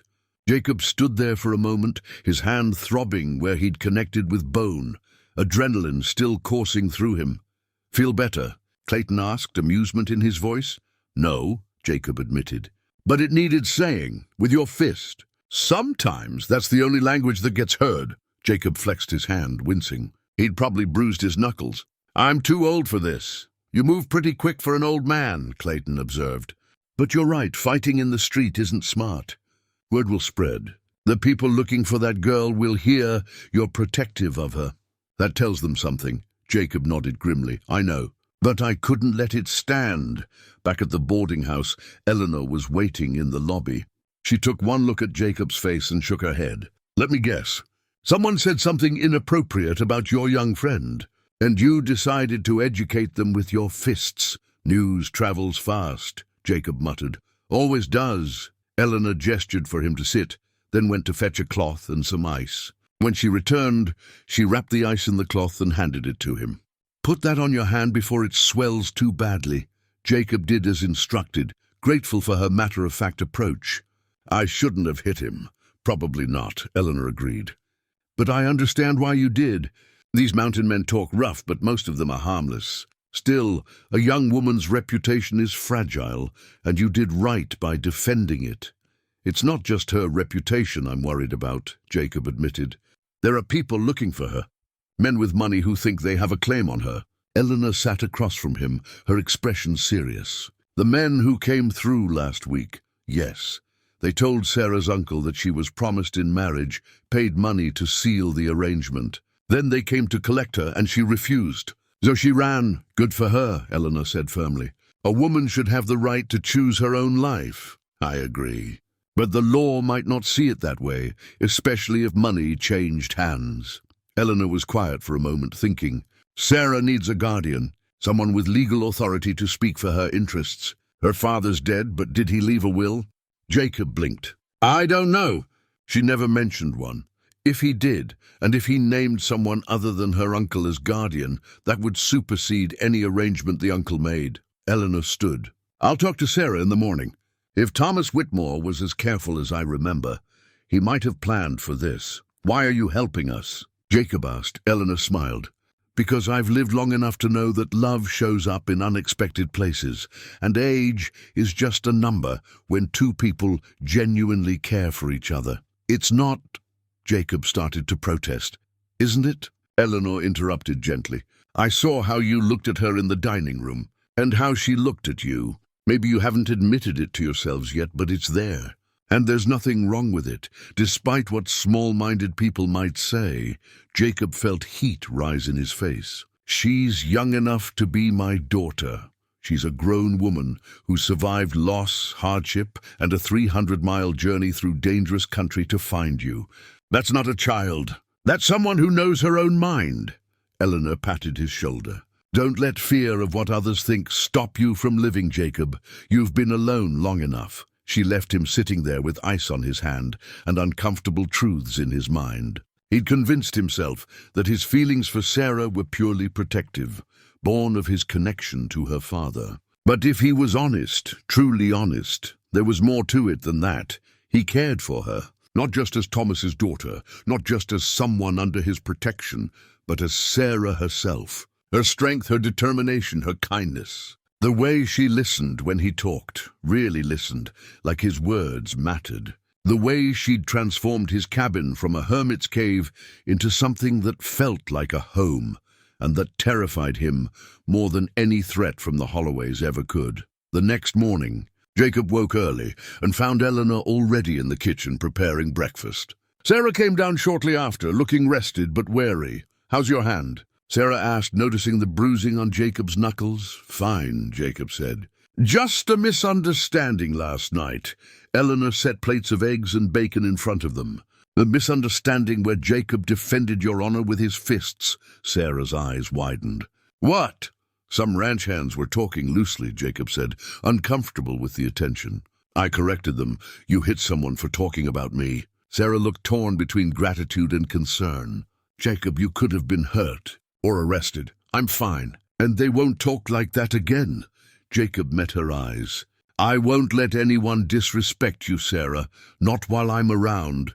Something passed between them in that moment, an understanding that went beyond words. Eleanor watched with knowing eyes, but said nothing. After breakfast, Eleanor pulled Sarah aside. Jacob watched them talk quietly in the corner, saw Sarah's expression shift from surprise to hope to something like relief. When they rejoined him, Sarah's eyes were bright. "My father did leave a will," she said. "I'd forgotten, but Eleanor reminded me. He filed it with her years ago when he stayed here. He named Eleanor as my legal guardian if anything happened to him. Which means," Eleanor added, "any arrangement made by Sarah's uncle without my knowledge or consent is invalid. I have the papers to prove it." Jacob felt relief wash over him. "That changes everything." "It does," Eleanor agreed. "If those men come back, we have legal ground to stand on. Sarah is under my guardianship, and she's choosing to spend the winter learning from you. There's nothing improper or illegal about that." They spent the rest of the morning at Eleanor's table, going over the details of the guardianship. Eleanor produced the will from her safe. Thomas Whitmore had been thorough, naming Eleanor specifically, and noting that his brother was not to have any authority over his daughter. "Your father was a smart man," Eleanor said to Sarah. "He knew his brother couldn't be trusted." "I wish he'd told me," Sarah said quietly. "He probably thought he had time," Eleanor replied. "We all think we have more time than we do." By midday, they were ready to leave. Jacob had the supplies loaded, the horses rested and fed. Eleanor stood on her porch, watching them prepare to depart. "You come back if you need anything," she told Sarah. "And you," she fixed Jacob with a stern look, "you take care of her. And yourself. You're not as young as you think you are, throwing punches in the street." "I'll remember that," Jacob said dryly. As they rode out of Pine Ridge, Sarah was quiet. Jacob let her have her thoughts until they were clear of the settlement and back in the open country. "What are you thinking?" he asked finally. "That I'm grateful," Sarah said. "For Eleanor, for you, for the fact that my father planned ahead, even though he never told me. It feels like," she paused, searching for words, "like I'm not alone in this, like there are people who care what happens to me." "There are," Jacob said simply. They rode in companionable silence for a while, the horses' hooves crunching in the snow, the sun weak but present in the winter sky. Jacob found his mind drifting to what Eleanor had said, about love showing up in unexpected places, about not letting fear stop you from living. He'd built his life around fear, he realized. Fear of loss, fear of pain, fear of caring too much. He'd thought isolation was safety, but maybe it was just another kind of prison. "Jacob." Sarah's voice pulled him from his thoughts. "Yes, thank you. For everything. For letting me stay, for teaching me, for defending me. I know it's not what you wanted, having someone disrupt your life." Jacob considered his response carefully. "At first you're right. I didn't want the disruption. But now..." He looked at her riding beside him, strong and determined and more capable than she'd been even a month ago. Now I'm glad you came. You've reminded me of things I'd forgotten. Like what? Like how to care about someone other than myself. Like how to have purpose beyond just surviving. Like how to live instead of just existing. Jacob smiled slightly. Your father gave me that once. Now you're giving it to me again. Sarah reached over and touched his arm briefly, a gesture of affection and gratitude. He'd be happy we found each other. Yes, Jacob agreed. He would. They made camp that night in the same pine grove where they'd stopped on the journey down. But this time, the mood was different, lighter somehow. Despite the news about the Holloway's men searching for Sarah, they had a plan now, legal protection, and allies they could count on. As they sat by the fire, Sarah asked, "What happens in the spring? When the pass is clear and those men can come back?" "We'll be ready," Jacob said. "And we'll have Eleanor's papers to prove you're exactly where you're supposed to be, doing exactly what you want to do." "And if they don't care about papers?" Jacob's expression hardened. "Then they'll learn what happens when you try to take something from a mountain man. These peaks have been my home for 20 years. I know every valley, every pass, every place where a man can hide or make a stand. If they want trouble, I'll give them more than they bargained for." Sarah smiled at the fierce protectiveness in his voice. "I believe you." That night, lying in their separate bedrolls with the fire burning between them, Jacob found himself staring at the stars and thinking about the silver wedding band he still wore. He'd carried Margaret with him for 23 years, let her memory define every choice he made, but maybe it was time to let go. Not to forget her, he'd never forget her, but to allow himself the possibility of moving forward. Margaret would have wanted that. She'd never been selfish, never would have wanted him to sacrifice decades of his life to grief. Tomorrow, he decided. Tomorrow he'd take off the ring. Not as a rejection of what he'd had, but as an acceptance of what might be possible. It was time to stop living in the past and start living in the present, with all its uncertainty and risk and potential for joy. Beside him, Sarah slept peacefully, trusting him to keep watch, trusting him to keep her safe. And Jacob Stone, who'd spent 20 years trusting no one and nothing, found that he wanted to be worthy of that trust more than he'd wanted anything in a very long time. They returned to the cabin in the late afternoon of the second day, both relieved to be back in the familiar surroundings. The journey had been uneventful, but Jacob had found himself constantly scanning the landscape, alert for any sign of the men who might be searching for Sarah. The cabin felt different now, warmer somehow, more welcoming. Sarah immediately set about making coffee and heating up the stew she'd prepared. Before they left, Jacob tended the horses, checking them carefully for any sign of strain from the journey. That evening, after they'd eaten and settled by the fire, Jacob did something he'd been thinking about since their conversation the night before. He reached up and slowly pulled the silver wedding band from his finger. Sarah noticed immediately. "Jacob, it's time," he said quietly, looking at the ring in his palm. It was worn smooth, the inscription inside barely legible after 23 years of constant wear. "I've been holding on to the past so tight that I couldn't see the present. Margaret wouldn't have wanted that." He stood and moved to the small wooden box where he kept the tintype photograph. He placed the ring inside, next to the image of his wife and daughter, then closed the lid gently. "I'll always love them," Jacob said, his voice rough with emotion. "But I'm ready to stop using that love as a wall against everything else."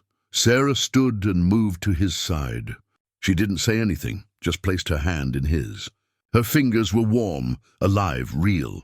Jacob squeezed gently, grateful for the comfort and the understanding. "Your father would be proud of you," he said, looking down at her. "You've grown stronger every day since you've been here. You're not the scared girl who showed up in the snow.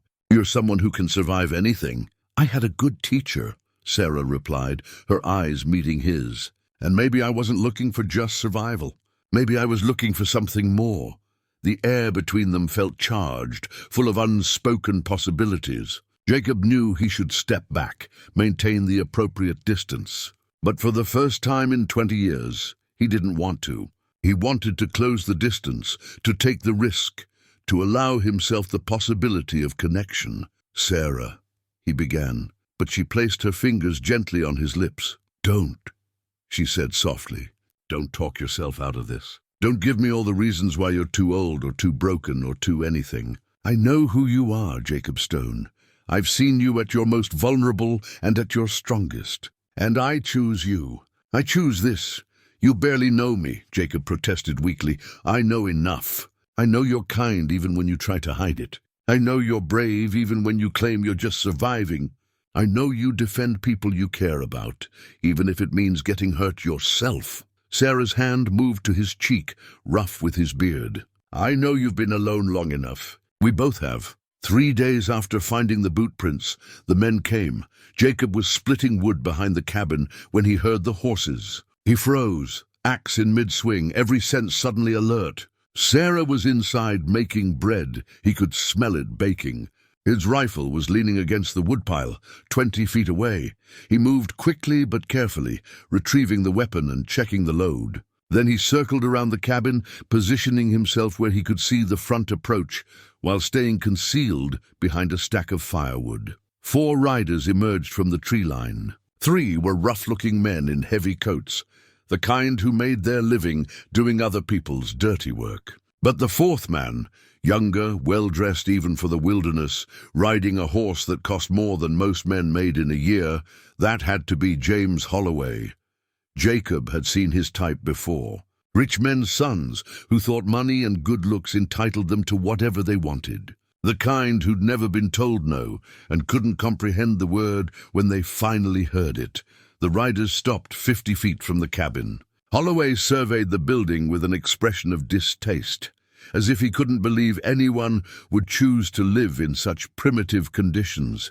"Stone," Holloway called out. "Jacob Stone! I know you're here. I can see smoke from your chimney." Jacob remained hidden, watching, waiting. He'd learned patience in these mountains. Knowing when to move and when to stay still could mean the difference between life and death.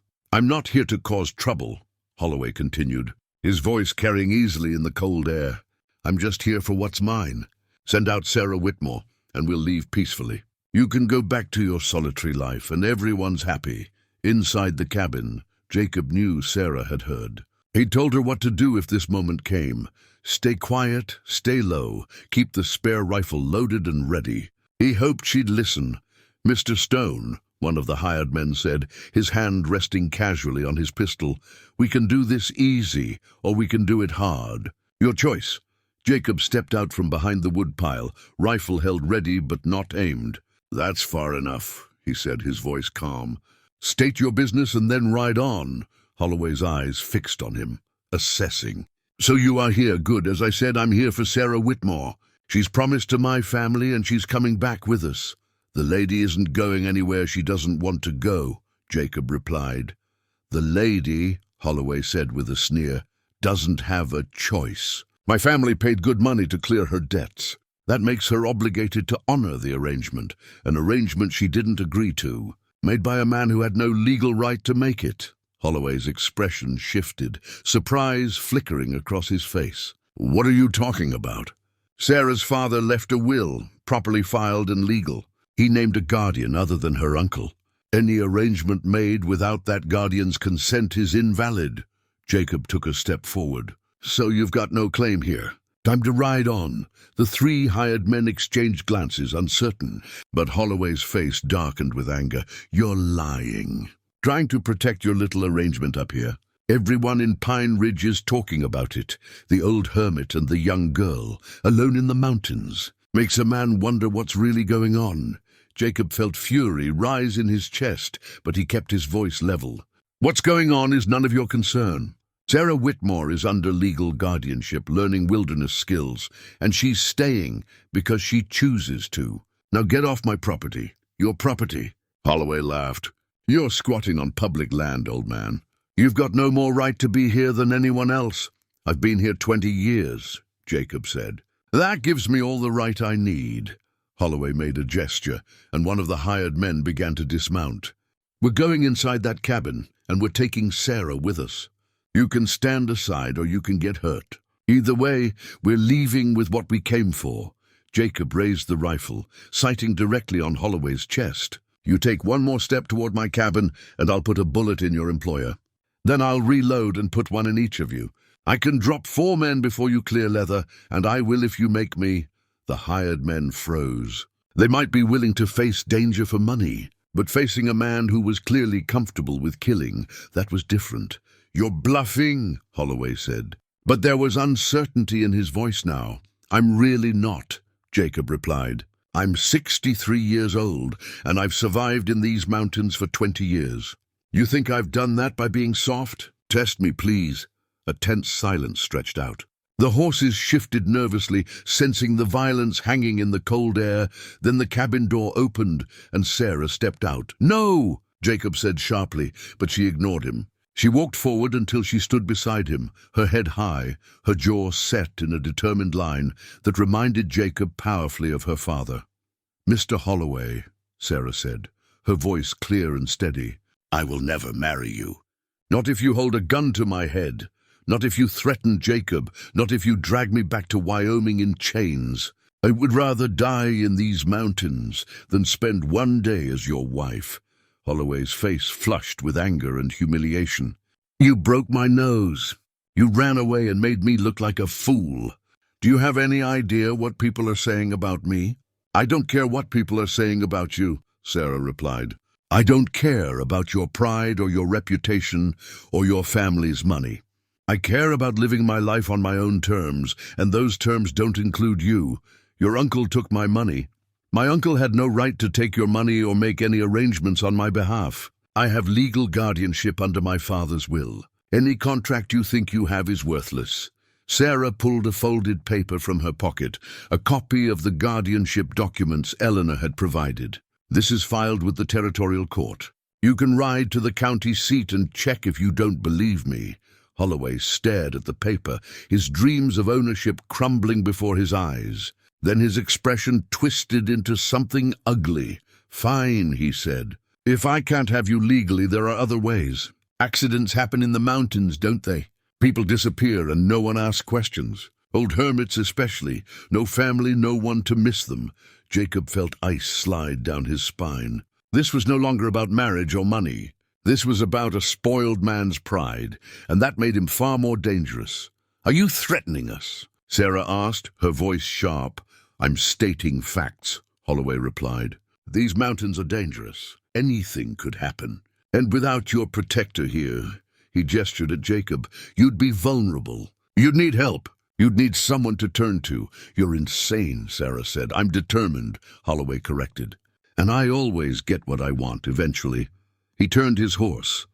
"We'll be back. Maybe not today, maybe not tomorrow. But we'll be watching, waiting for our moment. You can't stay alert forever, old man. Sooner or later you'll slip. And when you do..." He left the threat hanging as he and his men rode away, disappearing back into the tree line. Jacob and Sarah stood frozen, watching until the riders were out of sight. Then Jacob grabbed Sarah's arm and pulled her toward the cabin. "Inside, now!" Once they were behind the closed door, Jacob began pacing like a caged animal. "That was foolish, coming outside. I told you to stay hidden. I couldn't let you face them alone," Sarah protested. "He threatened us, Sarah. He as much as said he'd kill me to get to you. This isn't about marriage anymore. This is about something much worse." Sarah sank into a chair, the adrenaline leaving her shaky. "What do we do?" Jacob forced himself to think clearly despite the fear churning in his gut.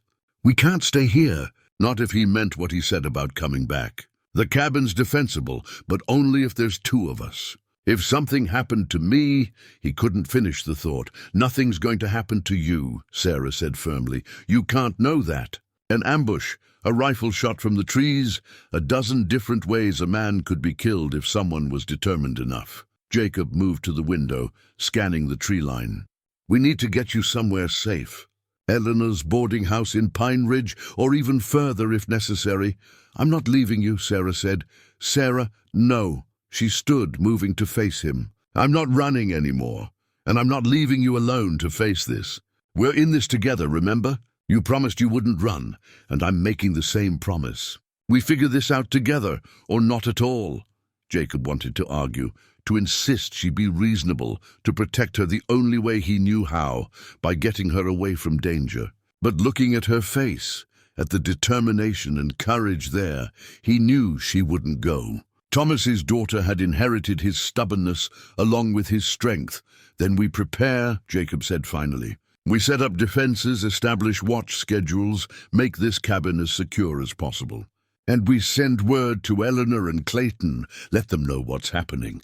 If Holloway tries anything, we'll need allies who know where we are and what we're facing." They spent the rest of the day fortifying the cabin. Jacob showed Sarah how to create barriers at the windows that could be quickly deployed, how to set up tripwires that would alert them to anyone approaching. They moved all their supplies inside, checked and rechecked their ammunition, prepared emergency packs in case they needed to flee quickly. As evening fell and they worked by firelight, Sarah asked the question that had been weighing on both of them. "What if he really does try to kill you?" "What if? Then you run," Jacob said firmly. "You take the roan, you follow the trail I showed you, and you ride like hell for Pine Ridge. Eleanor will protect you, and Clayton will make sure Holloway faces justice, and leave you dead in the snow." Sarah's voice broke. "I can't do that, Jacob, I won't." Jacob crossed to her, taking her face in his hands. "Listen to me. If something happens to me, you survive. You find a way to keep living, to build the life you deserve. You don't let my death be for nothing. Promise me, Sarah." Tears streamed down her face. "This isn't fair. I just found you. We just started to—" "She couldn't finish, I know," Jacob said, pulling her close. "But life isn't fair. We both know that. All we can do is fight with everything we have and hope it's enough."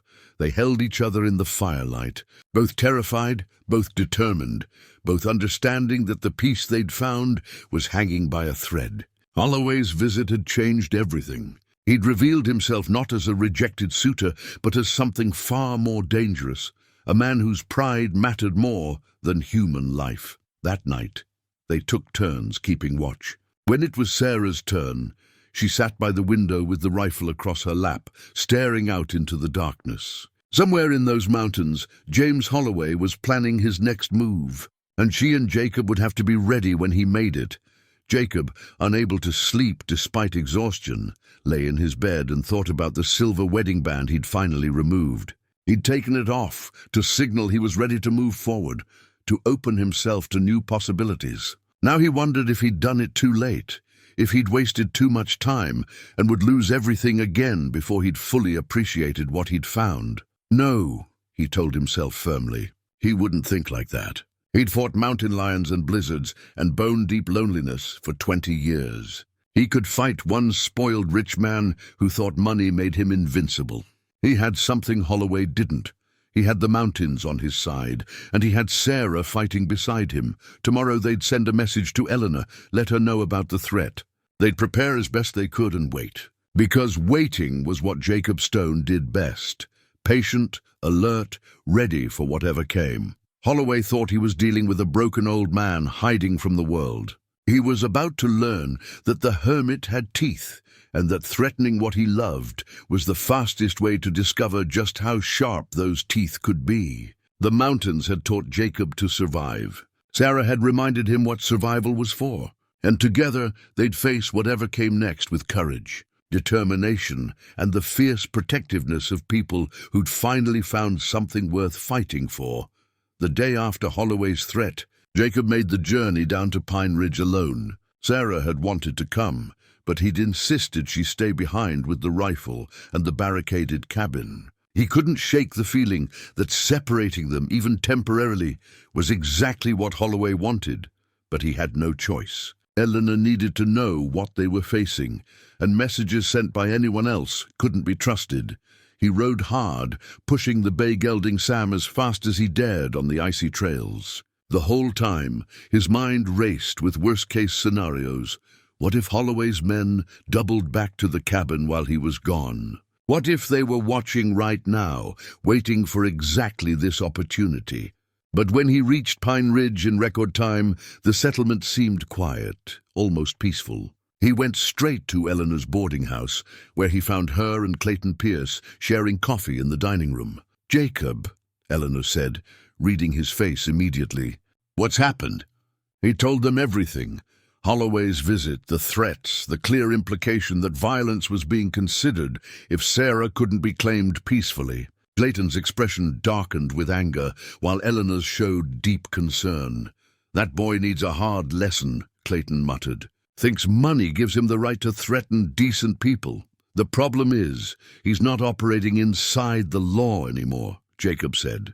"He knows he has no legal claim, so he's fallen back on intimidation and implied violence. That makes him unpredictable, dangerous." Eleanor stood and went to her office, returning with the guardianship documents. "I've made multiple copies. I'm sending one to the territorial marshal's office, one to the county seat, and keeping one here.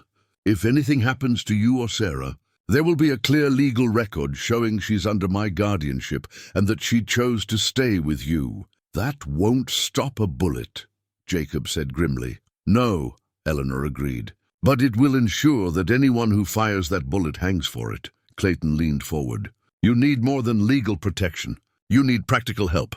I can round up 5 or 6 men, good men, who won't take kindly to some Wyoming rich boy threatening one of our own." "Sarah's only been here a few months," Jacob protested. "She's not one of your own." "The hell she isn't," Clayton said firmly. "She's under Eleanor's guardianship, which makes her part of this community. And you've been trading with us for 20 years. You might keep to yourself, but that doesn't mean we don't claim you as ours. If Holloway wants trouble, he'll get more than he bargained for." Jacob felt something warm and unexpected in his chest. Gratitude, belonging, the realization that even after 20 years of isolation, he wasn't actually alone. These people barely knew him, yet they were willing to stand with him. "I don't want anyone getting hurt on our account," Jacob said quietly. "Then we'll make sure no one does," Eleanor replied. "Starting with you and Sarah. Clayton's right, you need help. At minimum, you need someone else at that cabin, someone to watch your back." "I'll go," Clayton volunteered. "I'm too old for winter ranching anyway, and my boys can handle things without me for a while." Jacob wanted to refuse, to insist he could handle it alone. But pride was a luxury he couldn't afford, not when Sarah's safety hung in the balance. "I'd appreciate that," he said finally. They spent the next hour planning. Clayton would ride back with Jacob, well armed and ready to help defend the cabin if necessary. Eleanor would spread the word through the network of trappers and settlers that Holloway was persona non grata in the region. Any help he tried to hire locally would be refused. Any supplies he tried to buy would be denied. "We'll make this territory too inhospitable for him to operate," Eleanor said with grim satisfaction. "He'll either give up or make a mistake. Either way, we'll be ready." Jacob was preparing to leave when Ezra Hawkins hurried into the boarding house, his face flushed with urgency. "Jacob, there's something you need to know. 2 more men rode in this morning, asking about you and the girl. Said they were working for Holloway, offering $50 to anyone who could provide information about your routines, your defenses, when you were most vulnerable." Jacob's blood ran cold. "Did anyone talk?" "Dutch Miller," Ezra said with disgust. "Drunk as always. More than happy to sell out a neighbor for drinking money. He told them you usually check your trapline early morning, that the girl would be alone in the cabin for at least 2 hours. When was this?" Jacob demanded. "An hour ago. They rode out, heading north right after." Jacob was moving before Ezra finished speaking, Clayton right behind him. "They hit the door running, mounting their horses and kicking them into a gallop despite the dangerous, icy conditions. Sarah was alone. Holloway's men knew she'd be alone, and they had at least an hour's head start." Jacob's mind raced as he rode, calculating times and distances. If the men had left an hour ago, and he'd been in town for nearly 2 hours, they could already be at the cabin. Sarah was capable, armed, and knew what to do in case of danger. But against multiple attackers, he pushed Sam harder, the horse responding despite the treacherous footing. Clayton kept pace beside him, both men leaning forward, urging every bit of speed from their mounts. The journey that had taken Jacob 2 hours that morning took barely 90 minutes on the return. But those 90 minutes felt like an eternity. each second stretching out as Jacob's imagination conjured worse and worse scenarios. When they finally reached the valley that held his cabin, Jacob slowed, gesturing for Clayton to do the same. They needed to approach carefully, assess the situation before charging in blindly. They tied the horses in a protected hollow a quarter-mile from the cabin and proceeded on foot, moving quietly through the snow-covered timber. Jacob's old cavalry training came back to him: how to move without sound, how to use terrain for cover, how to approach a potentially hostile situation. As they drew closer, Jacob saw smoke rising from the cabin's chimney, a good sign. If men had attacked, the fire might have been allowed to die, or the cabin might have been burned entirely. But smoke meant someone was tending the hearth. Then he saw them, 3 horses tied near the cabin, 3 sets of boot prints leading to the door. His heart hammered against his ribs. They were here. Inside with Sarah, Clayton touched his arm, pointing. One man was visible through the window, moving around inside. Jacob couldn't see Sarah. "We need to get closer," Jacob whispered. "See what we're dealing with before we make a move." They circled around, using the terrain Jacob knew so well. As they approached the back of the cabin near the woodpile, they could hear voices, male voices, aggressive and demanding. "Don't care what papers you got. Mr. Holloway wants you back in Wyoming, and that's where you're going. I'm not going anywhere with you." That was Sarah's voice, strong despite the fear that must be coursing through her. "We can do this easy or hard, miss. Your choice." Jacob caught Clayton's eye and gestured. He'd go through the front, Clayton through the back window. It was a risk, but they had surprise on their side. And surprise was often the deciding factor in a fight. He moved to the front corner of the cabin, checking his pistol.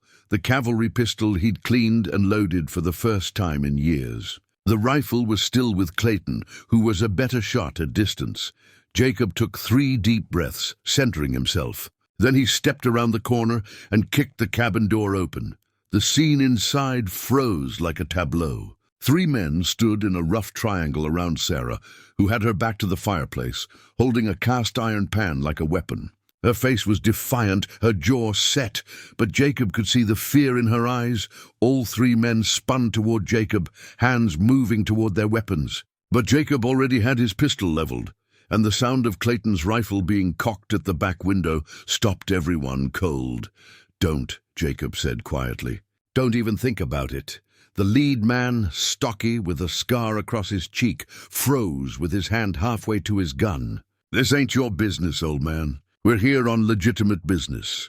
There's nothing legitimate about 3 armed men threatening a woman in her own home," Jacob replied. His voice was calm, but his hands were steady on the pistol and his eyes were cold. "Now you're going to back away from the lady, real slow, and you're going to ride out of here. And if I ever see you on my property again, I won't be as accommodating. Holloway's paying us good money," one of the other men started. "Not enough to die for," Clayton's voice came from the window. "I got you all covered, and Jacob here was a cavalry scout. He can drop all 3 of you before you clear leather. You want to test that?" The scarred man looked at Jacob more carefully, seeing something in his eyes that made him reconsider. "We're just doing a job." "Then go find a different job," Jacob said. "This one's going to get you killed." A tense silence stretched out. Then slowly, the 3 men began backing toward the door, hands carefully visible. Jacob moved aside to let them pass, never lowering his pistol, never taking his eyes off them. As they mounted their horses, the scarred man looked back. "Holloway ain't going to like this. He'll just send more men." "Let him try," Jacob said. "Next time I won't be so polite." The men rode off, and Jacob watched until they disappeared into the tree line. Only then did he holster his pistol and turn to Sarah. She dropped the pan and ran to him, throwing her arms around him. "I thought they were going to take me." "I know," Jacob said, holding her tight. "I know. I'm sorry I left you alone." "That won't happen again."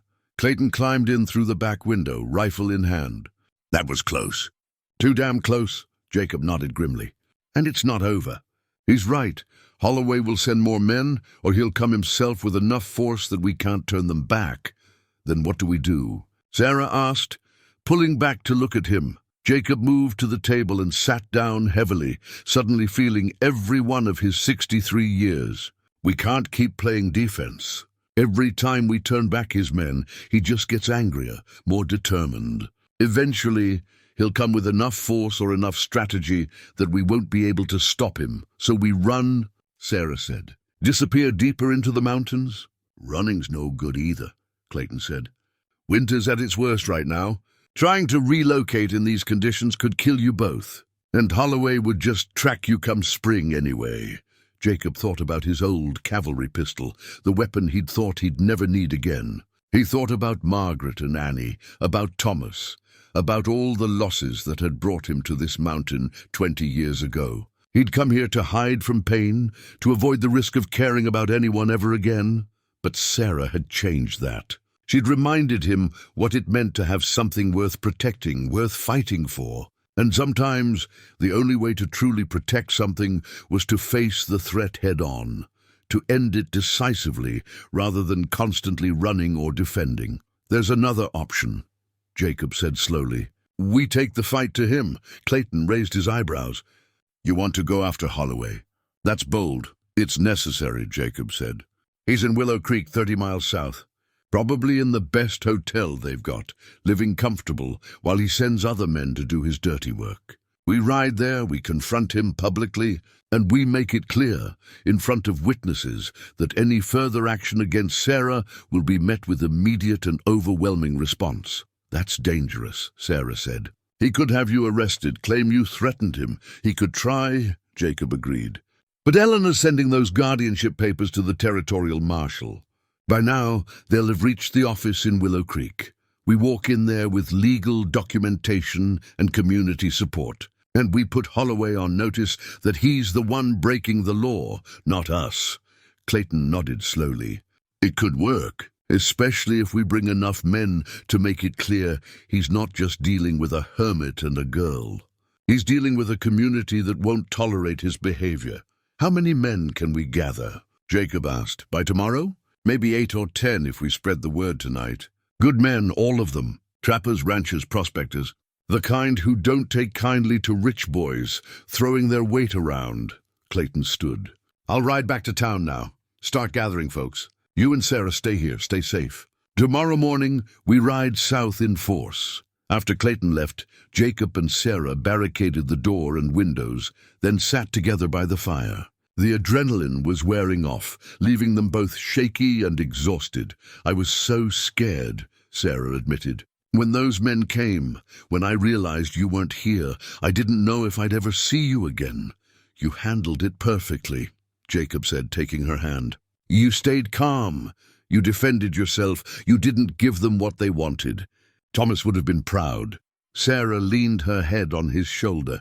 I keep thinking about how close it came. If you'd been even 10 minutes later, but I wasn't, Jacob interrupted gently. And tomorrow we're going to end this. We're going to face Holloway and make it clear that his threats won't work, his money won't work, and his men won't work. This is over. What if he doesn't listen? What if he's too proud to back down? Jacob was quiet for a long moment. Then we make him understand that his pride isn't worth his life. One way or another, this ends tomorrow. That night they didn't sleep. They kept watch in shifts, but even during the hours when they weren't officially watching, neither could truly rest. Too much adrenaline, too much fear, too much awareness that everything could change in an instant. As dawn approached, Jacob found himself standing at the window, watching the sky lighten from black to grey to the pale blue of winter morning. Behind him, Sarah was checking their weapons, making sure everything was loaded and ready. Are you scared? She asked quietly. Terrified, Jacob admitted. But not of Holloway. I'm scared of losing you, of having found something precious and having it ripped away before I've had time to fully appreciate it. Sarah crossed to him, wrapping her arms around him from behind. Then we fight to keep it. We fight with everything we have. Jacob turned to face her, cupping her face in his hands. When this is over, if we survive this, there's something I want to ask you. Something important.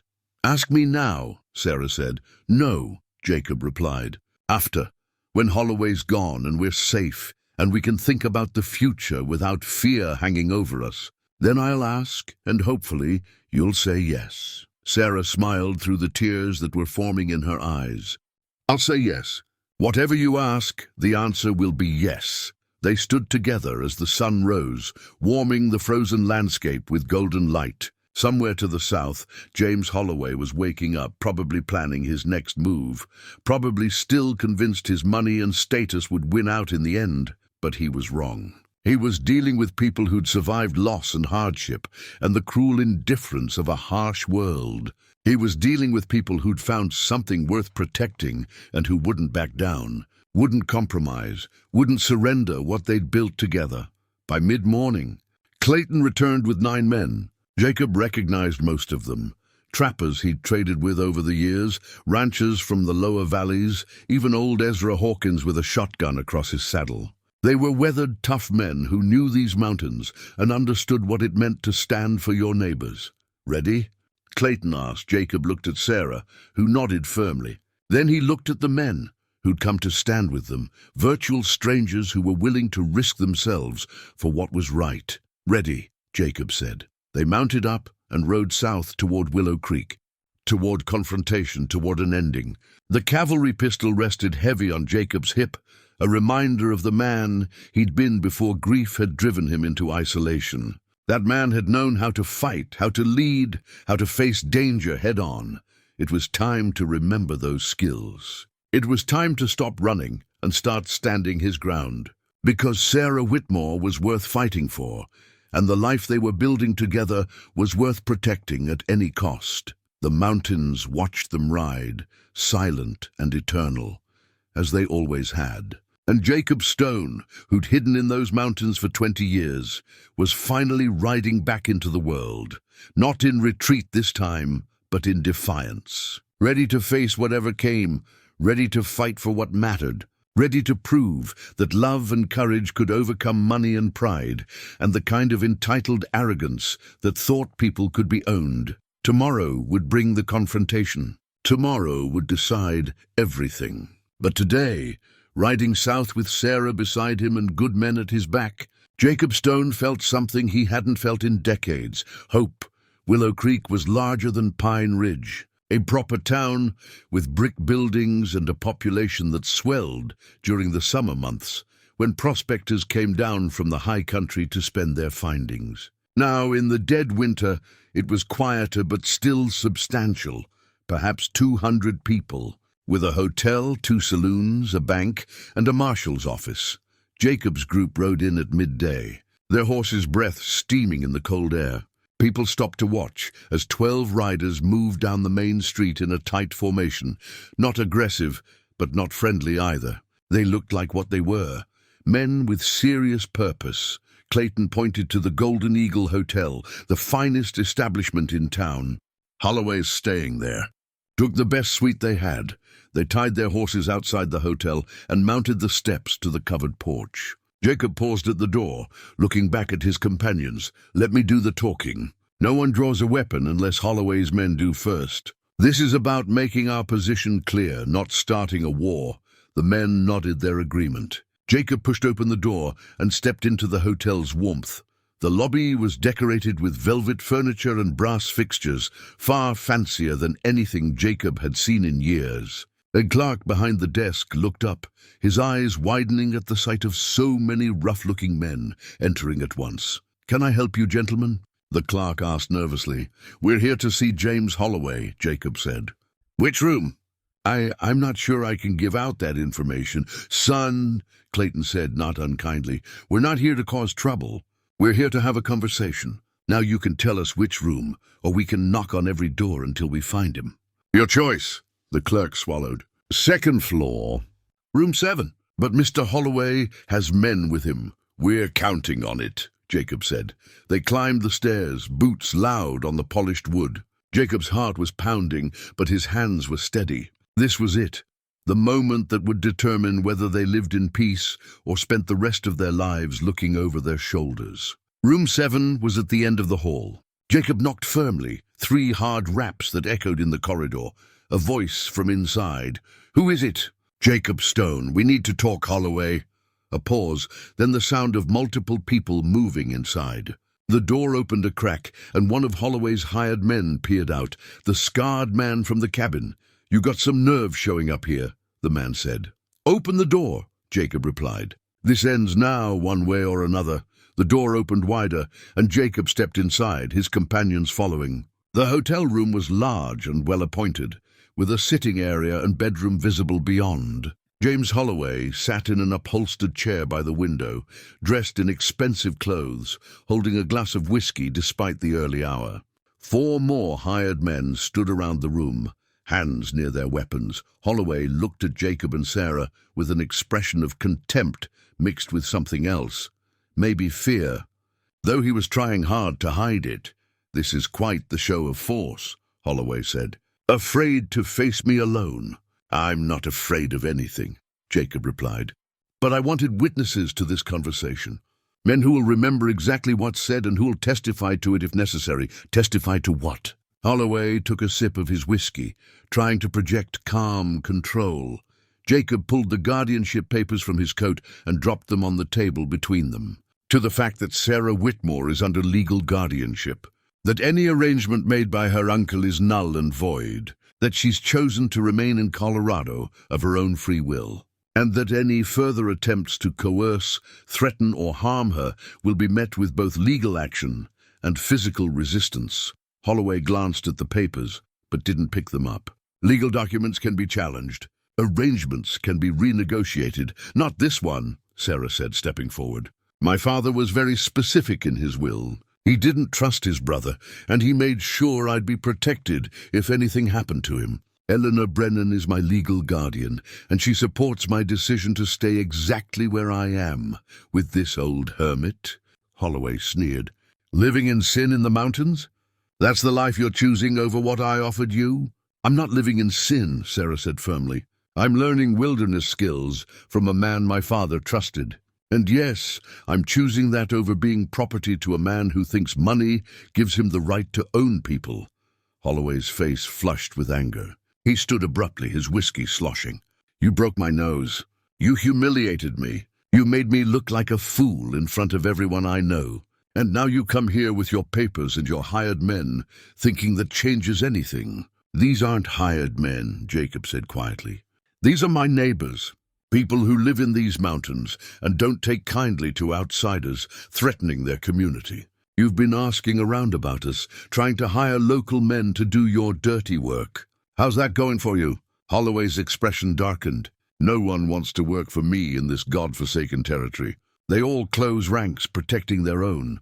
Fine, I've got men coming from Wyoming, real men, not these backwoods mountain folk. They'll be here in a week, maybe less. And what will they do?" Clayton asked. "You planning to start a war over a woman who doesn't want you?" "I'm planning to take what's mine," Holloway said. "One way or another." Jacob took a step forward, his voice dropping to something cold and hard.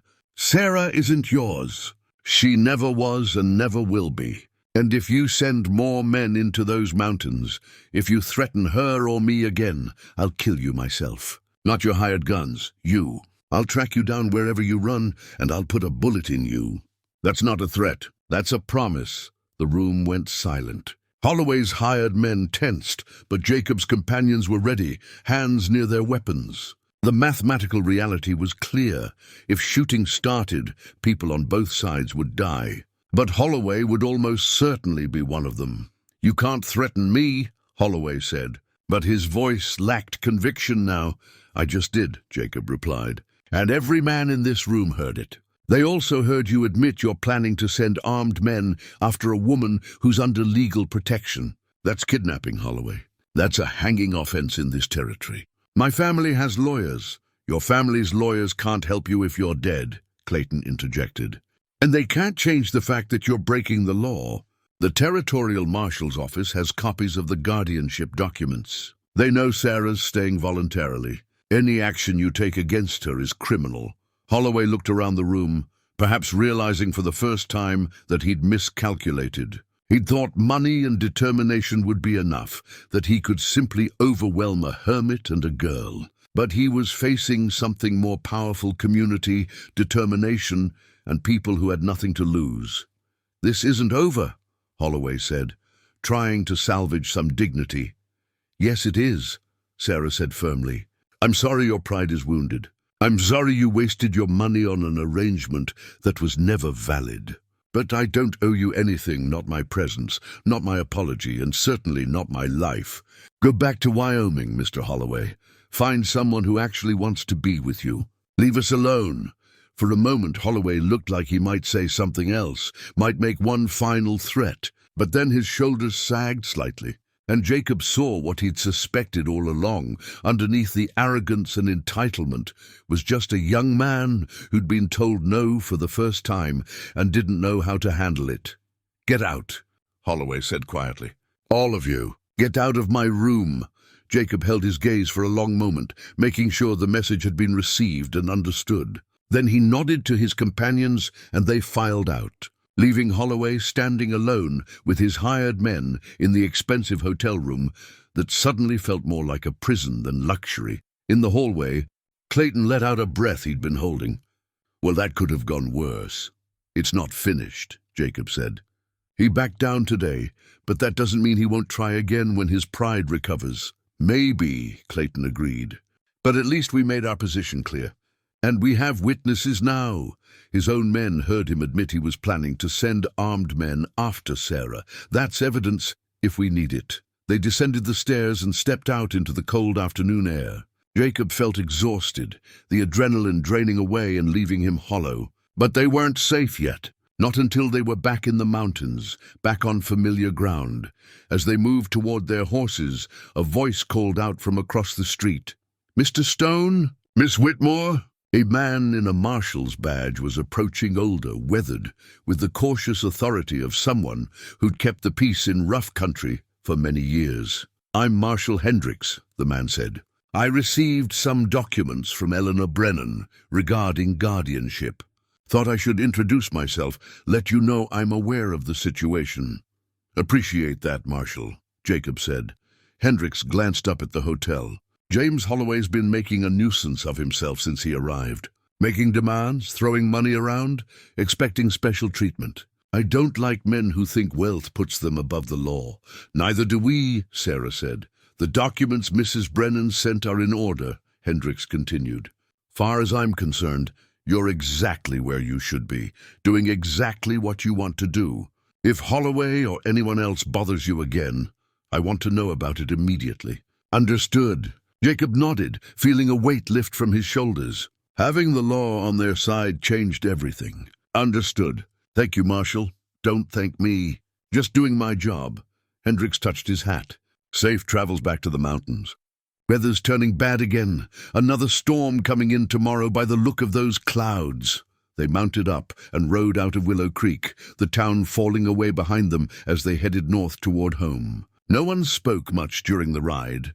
They were all processing what had happened, what it meant, whether it was truly over or just the beginning of something worse. Sarah rode beside Jacob, occasionally catching his eye and sharing a small smile.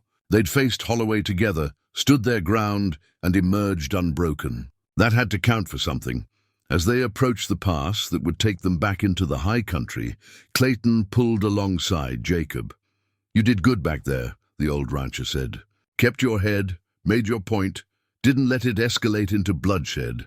I learned a long time ago that the best fights are the ones you never have to have," Jacob replied. "But I meant what I said. If he comes after her again, I'll end him." "I know you will," Clayton said. "And so does he. That's why I think he'll back off.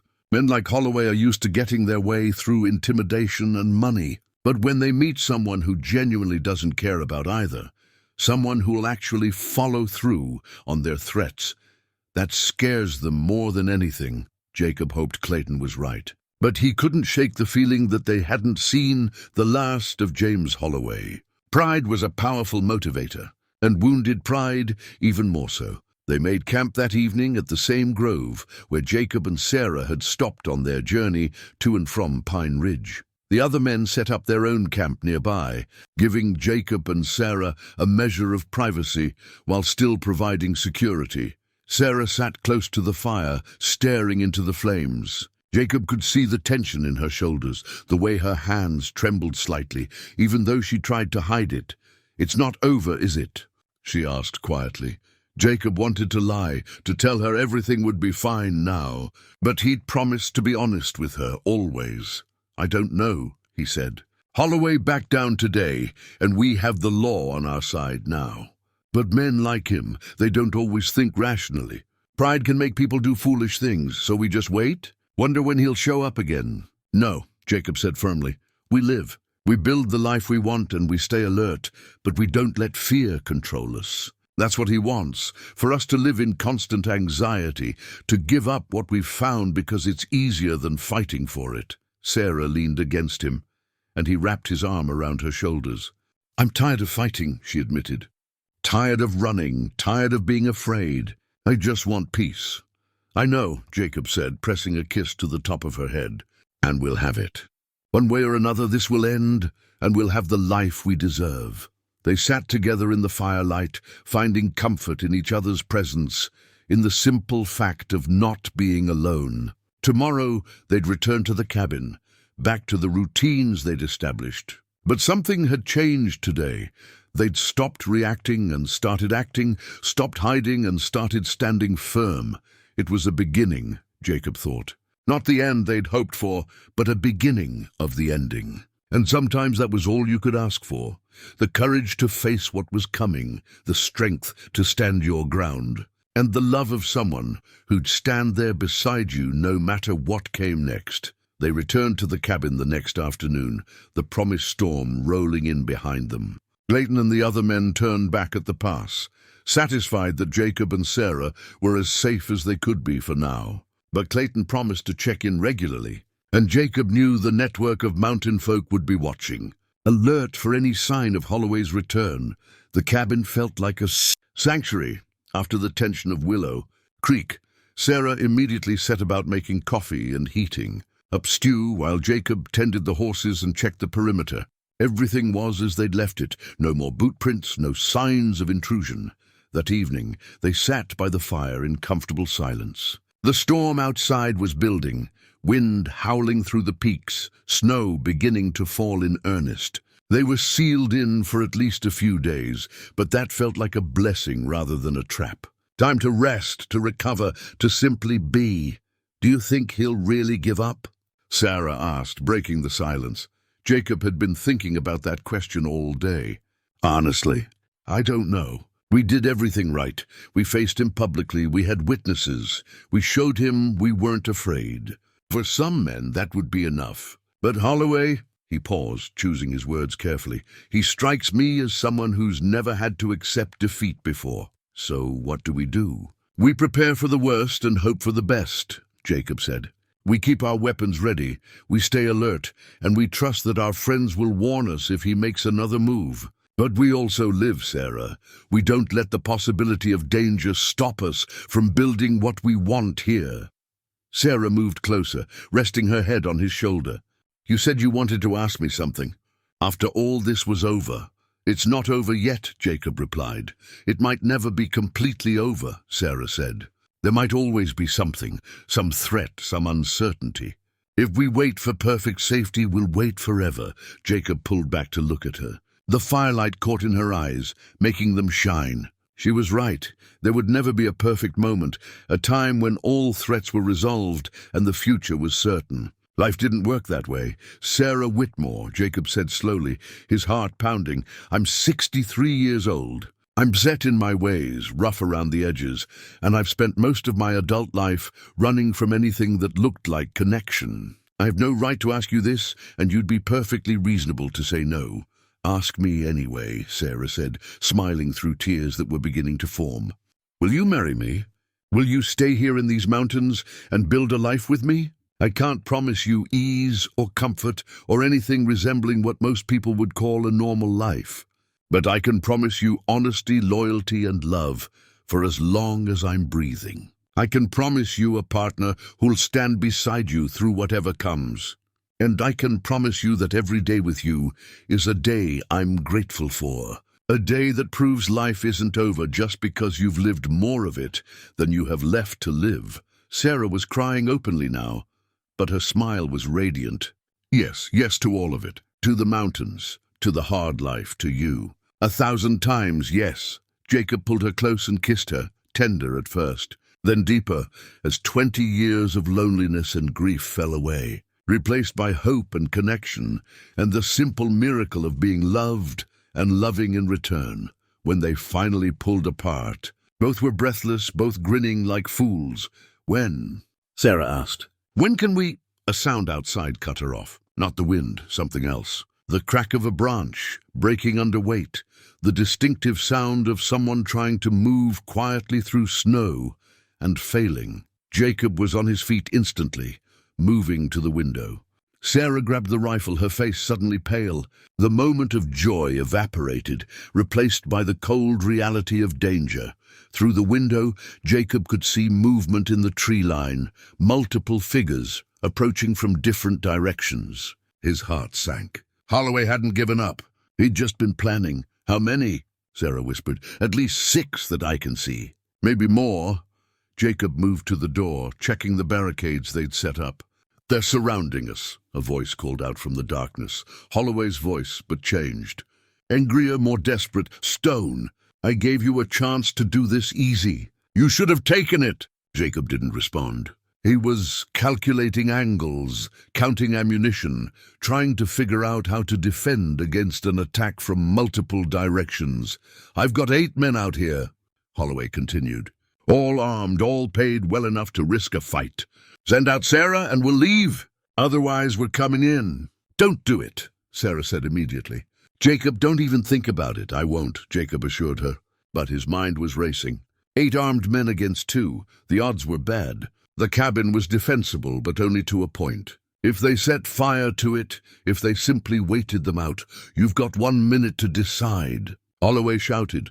Jacob looked at Sarah, seeing his own fear reflected in her eyes. This was it. The moment they'd been dreading, the confrontation that would determine everything. "The cave," Jacob said suddenly. "The one I showed you, behind the waterfall. If we can make it there, they'll never find us. We can wait them out. How do we get there with 8 men surrounding the cabin?" Jacob moved to the back wall where he kept his emergency supplies. "There's a root cellar under the cabin, access through a trapdoor in the bedroom. It leads to a tunnel I dug years ago, just in case. Opens out about 50 yards into the woods, hidden by deadfall. We can use it to escape, make our way to the cave. Time's up, Stone." Holloway's voice was closer now. "We go now," Jacob said, grabbing their emergency packs. "Quiet as we can, fast as we dare. Once we're out, we don't stop running until we're at the cave." "Understood." Sarah nodded, her face set with determination. They moved to the bedroom, and Jacob pulled back the rug to reveal the trapdoor he'd constructed years ago. It opened onto darkness, a narrow tunnel barely wide enough for a person to crawl through. "You first," Jacob said. "I'll cover our exit. Make sure they don't realize we're gone until we're clear." Sarah hesitated. "Jacob, go," he said firmly. "I'll be right behind you." "I promise." She climbed down into the darkness, and Jacob could hear her moving through the tunnel. He grabbed the rifle, took one last look at the cabin, the home they'd built together over these few short months, and followed her down, pulling the trapdoor shut above him. The tunnel was cramped and cold, the earth pressing in from all sides. Jacob crawled forward, following the sound of Sarah's movement ahead of him. Behind them, he could hear shouting. Holloway's men were losing patience, getting ready to force their way in. The tunnel seemed to go on forever, though Jacob knew it was only about 60 feet. Finally, he saw Sarah silhouetted against the faint light of the exit, pushing aside the deadfall that concealed the opening. She emerged into the snowy forest, and Jacob followed moments later. They could hear the crash of the cabin door being broken down. Holloway's angry voice demanding to know where they were. "Run," Jacob whispered. And they did.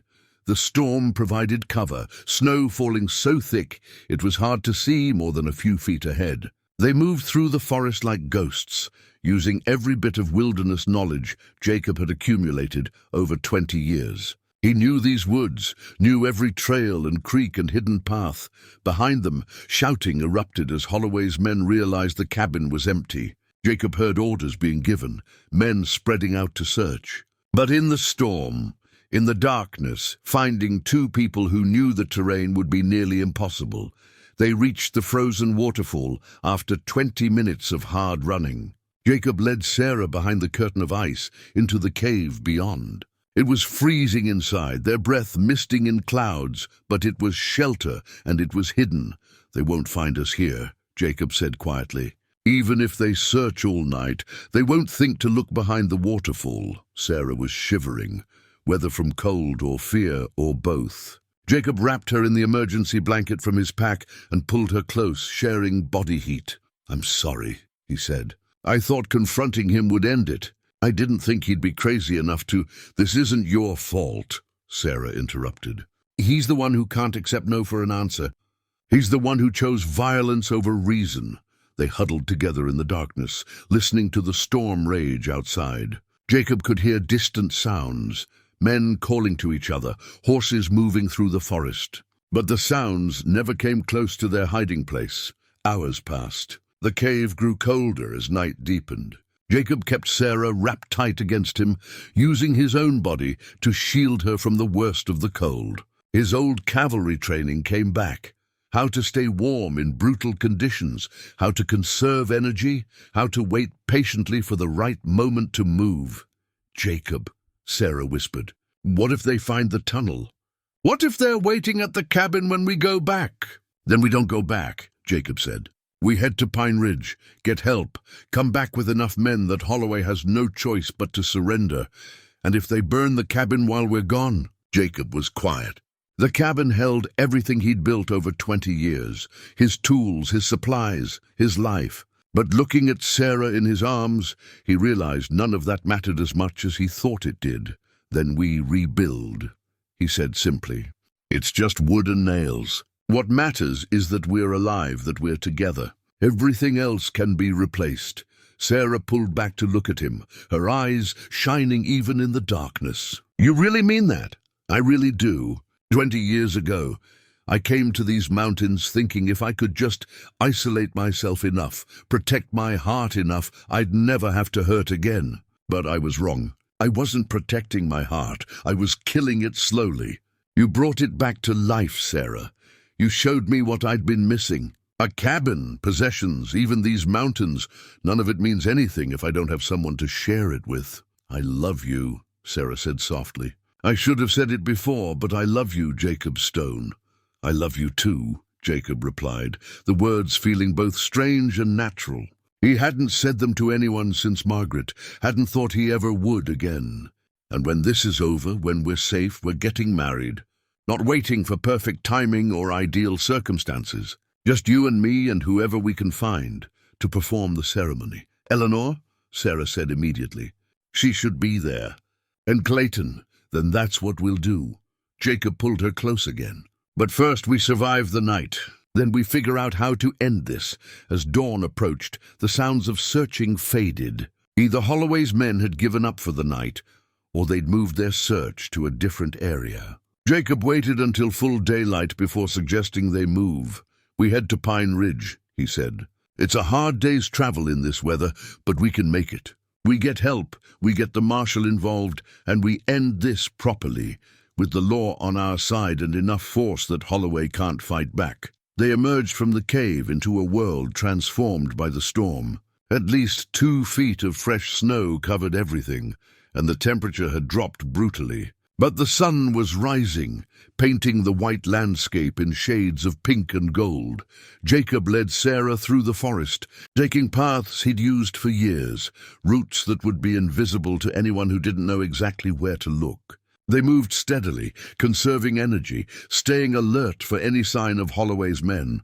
By mid-morning, they'd put several miles between themselves and the cabin. Jacob's legs ached with the effort of breaking trail through deep snow, and he could see Sarah was struggling despite her determination. They stopped in a protected hollow to rest and eat some of the dried meat from the emergency pack. "How much farther?" Sarah asked. "Another 4 hours if the weather holds," Jacob replied. "We're making good time." A sound made them both freeze, voices not close but closer than Jacob liked. He gestured for silence, and they crouched low, hidden by the terrain and snow-covered brush. 2 of Holloway's men appeared, following a path that would take them within 50 yards of Jacob and Sarah's position. They were talking, their voices carrying in the cold air. Waste of time. They could be anywhere by now. Holloway's paying us to search, so we search. But you're right, they're probably halfway to the next territory. Hope so. This cold's going to kill somebody if we stay out here much longer. The men passed by without seeing them. Jacob waited until their voices faded completely before standing. We need to move faster, he said. If they're still searching this far out, Holloway's serious about finding us. They pushed on, moving as quickly as the deep snow allowed. The sun climbed higher, providing minimal warmth but at least decent visibility. Jacob navigated by landmarks he'd memorized over the years, a distinctive rock formation, a lightning-struck pine, a frozen creek that bent in a particular way. By mid-afternoon, they spotted Pine Ridge in the valley below. Smoke rose from chimneys, and Jacob had never been so grateful to see that small settlement. They were almost safe, almost home. They descended the final slope and entered the town, drawing curious looks from the few people brave enough to be outside in the bitter cold. Jacob headed straight for Eleanor's boarding house, where they burst through the door in a cloud of snow and cold air. Eleanor looked up from her mending, her eyes widening. "Jacob, Sarah, what on earth?" Then she saw their faces, read the situation immediately. "Clayton," she called, "get in here now."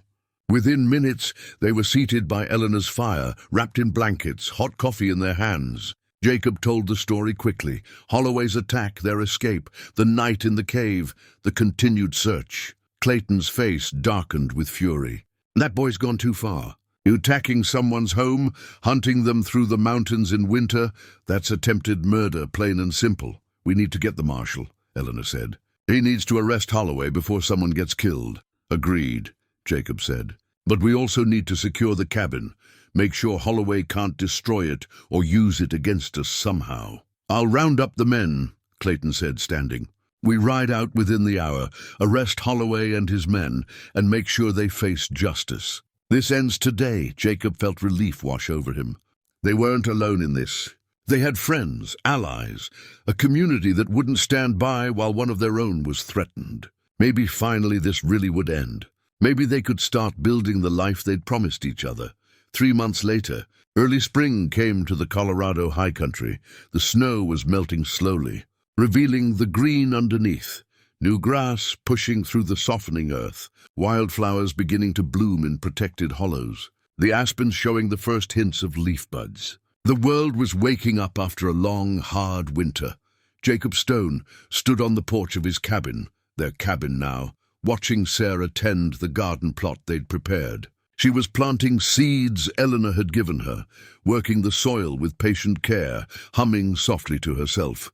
The cabin looked different than it had before Holloway's attack. Better, somehow. They'd repaired the damage together, but in doing so, they'd also added improvements, a larger window to let in more light, a proper sleeping loft, a covered porch that would provide shade in summer. It was becoming less of a hermit's shelter and more of a home. After the confrontation in Willow Creek, Marshal Hendricks had arrested James Holloway and his hired men. The charges were serious: attempted kidnapping, breaking and entering, assault with deadly weapons. With testimony from Jacob, Sarah, and half a dozen witnesses, the case had been straightforward. Holloway's father had sent lawyers, of course, expensive men from the city who tried to paint their client as a lovesick young man driven to extremes by emotion. But the judge hadn't been impressed. He'd sentenced Holloway to 5 years in territorial prison, with the understanding that any further contact with Sarah Whitmore would result in additional charges.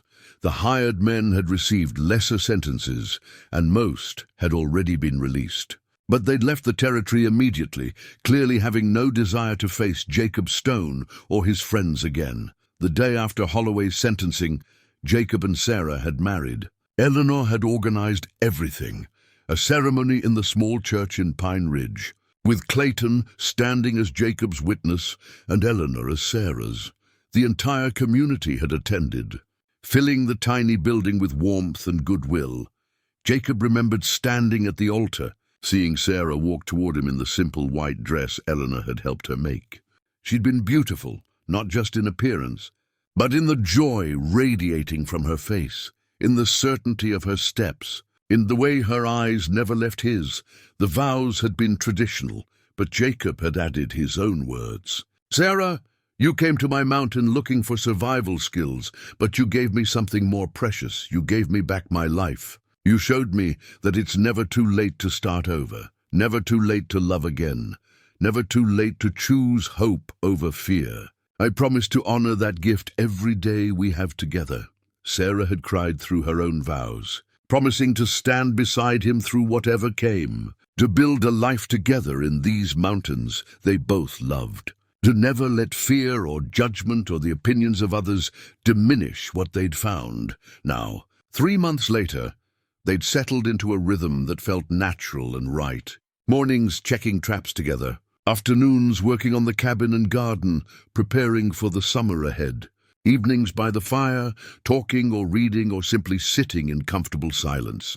Sarah had proven herself more than capable of mountain life. She could shoot as well as Jacob now, could read weather signs and animal tracks, could navigate the high country with confidence. But she'd also brought something Jacob had been missing: laughter, lightness, the ability to find joy in small moments. Just yesterday, she'd surprised him by making a cake from ingredients she'd been hoarding, surprising him for his 64th birthday. It had been lopsided and slightly burned on one side, but it was the most delicious thing Jacob had ever tasted, because it had been made with love. "What are you thinking about?" Sarah called from the garden. "You," Jacob replied honestly. "Us. How different life is now compared to a year ago." Sarah stood and walked to the porch, wiping dirt from her hands. She was showing now, just slightly, a gentle curve to her belly that would be obvious to anyone who knew to look. They'd discovered she was pregnant 2 weeks ago, and the news had left Jacob simultaneously terrified and overjoyed. At 64, he was going to be a father again. The thought should have been impossible, laughable even. But looking at Sarah, at the life growing inside her, Jacob felt only gratitude. "Scared?" Sarah asked, reading his expression. "Terrified," Jacob admitted. "I'm old enough to be a grandfather to this child. I might not live to see them grow up fully. I don't know if I remember how to be a father." Sarah took his hands. "You'll be wonderful. And yes, you're older than most new fathers. But you're also wiser, more patient, more experienced. This child will be so lucky to have you. What if something happens? What if—" Jacob couldn't finish. The memory of losing Annie and Margaret was still sharp, even after all these years. "Then we'll face it together," Sarah said firmly. "But Jacob, we can't live in fear of what might happen. We have to trust that this is meant to be, that we'll handle whatever comes." She placed his hand on her belly. "This child is already loved. That's what matters." Jacob felt moisture in his eyes. At his age, he'd thought all the tears were long dried up. But Sarah had changed that too, had shown him it was okay to feel deeply, to be vulnerable, to let emotions show. "Your father would have been proud," Jacob said quietly. "Seeing you strong and happy, and building the life you chose for yourself. He would have loved you," Sarah replied. "He always did, really." And he would have loved this, knowing that his daughter and his mentor found each other, that something good came from all the hardship. They stood together on the porch, watching the mountains wake from winter's sleep. In a few weeks, the passes would be fully clear, and travelers would begin moving through again. Eleanor and Clayton had promised to visit, bringing supplies and news from the wider world. But for now, it was just the two of them, and soon, 3, in this small valley at the top of the world. Jacob had spent 20 years in these mountains, believing his story was over, that the best he could hope for was peaceful solitude, until death came to claim him. He'd been wrong about so much. His story hadn't been over. It had just been waiting for the right person to help him. Write the next chapter. Sarah had ridden 300 miles through dangerous country on the word of a dying father and a wooden horse carved long ago. She'd found a broken hermit who'd forgotten how to live, and she'd, patiently, stubbornly reminded him that life wasn't just about surviving. It was about connection, about purpose, about having someone to share the journey with. On Jacob's workbench inside, visible through the window, sat a new wooden horse. This one was smaller, more delicate, carved with all the skill he'd accumulated over the years. It was unfinished. He added a little more detail each evening, letting the work unfold slowly, naturally. It was for the baby, for the future, for the life that was still being written. "Come inside," Sarah said, tugging his hand. "I want to show you something." Inside the cabin, warm from the fire and smelling of fresh bread, Sarah pulled out a letter she'd been writing. It was addressed to Eleanor, detailing their plans for the summer, asking advice about the baby, sharing small observations about mountain life. "I want to start writing things down," Sarah explained. "Our story, the things we've learned, the life we're building. So someday, when this child is old enough to understand, they'll know how we found each other. They'll know that love can come at any time, at any age, and that the best things in life are often the ones you never planned for." Jacob pulled her close, marveling at the warmth of her, the solid reality of her presence. "Tell them their father was a stubborn old hermit who thought he was done with living. Tell them their mother was the bravest person he ever knew, brave enough to chase hope across 300 miles of wilderness. And tell them that love doesn't have an expiration date, that opening your heart, even after years of protecting it, is the most courageous thing a person can do." Sarah smiled up at him. "I'll tell them all of that. And I'll tell them that in these Colorado mountains, two people who'd been running from different kinds of pain finally stopped running and started building. That they chose each other, chose this life, and never regretted it for a moment, not even when I'm grumpy about the weather, or when I track snow inside, or when I forget to say what I'm feeling." Jacob asked with a slight smile. "Not even then," Sarah confirmed. "Because even on hard days, even when things aren't perfect, I'd rather be here with you than anywhere else in the world." Outside, spring continued its slow transformation of the landscape.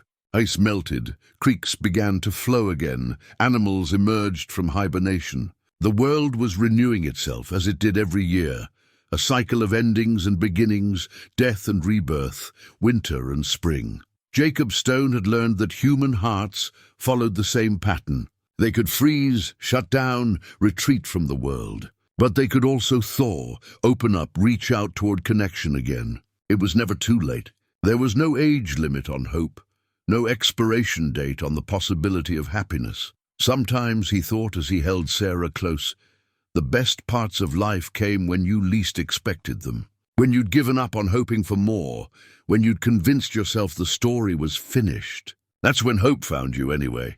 Riding through a snowstorm, carrying a wooden horse, refusing to take no for an answer. In those Colorado mountains, Jacob Stone had learned what it meant to truly live again. And every morning when he woke up beside Sarah, every evening when they sat together watching the sunset paint the peaks in gold and purple, every moment of their ordinary, extraordinary life together, he was grateful, grateful for second chances, grateful for courage, both his and hers, grateful for community, for friends who'd stood by them when they needed it most, grateful for love that had no concern for age or convention or what other people thought. Grateful simply to be alive, to be loved, to have found his way home after 20 years of wandering in the wilderness. The wooden horse sat on the workbench, slowly taking shape. Jacob would finish it eventually, give it to the child who was coming, and tell them the story of how their parents met. He'd tell them about Thomas Whitmore, the boy who'd believed in a broken man when he couldn't believe in himself. He'd tell them about perseverance and courage and never giving up on the people you love. But mostly, he'd tell them about hope, how it finds you when you need it most, how it transforms everything, how it proves that no matter how long the winter, spring always comes eventually, and in that small cabin at 9,000 feet, surrounded by peaks that had witnessed human joy and sorrow for millennia. Two people who'd thought their best years were behind them discovered something precious. Love doesn't care about perfect timing or ideal circumstances. It just is. And when you find it, you hold on to it with everything you have. Jacob and Sarah had found it. Against all odds, through hardship and danger, past fear and doubt, they'd found it. And they would protect it, nurture it, let it grow alongside the child that was coming and the life they were building. Together, the story that had started with a wooden horse and a dying man's last words had become something beautiful, a testament to resilience, to second chances, to the stubborn insistence that it's never too late to start over. And as the sun set over the Colorado high country that evening, painting the world in shades of fire and gold, Jacob Stone stood on his porch with his wife beside him, his hand on her belly where new life was growing, and thought, this is what happiness looks like. Not perfect, not easy, but real and earned and worth every struggle it took to find it. Tomorrow would bring new challenges, a baby to prepare for, a garden to maintain, traps to check, a life to continue building. But tonight there was just this, peace, love, and the certain knowledge that he was exactly where he was meant to be, with exactly the person he was meant to be with, and that, Jacob thought as Sarah leaned into him and they watched the stars emerge one by one in the darkening sky, was everything.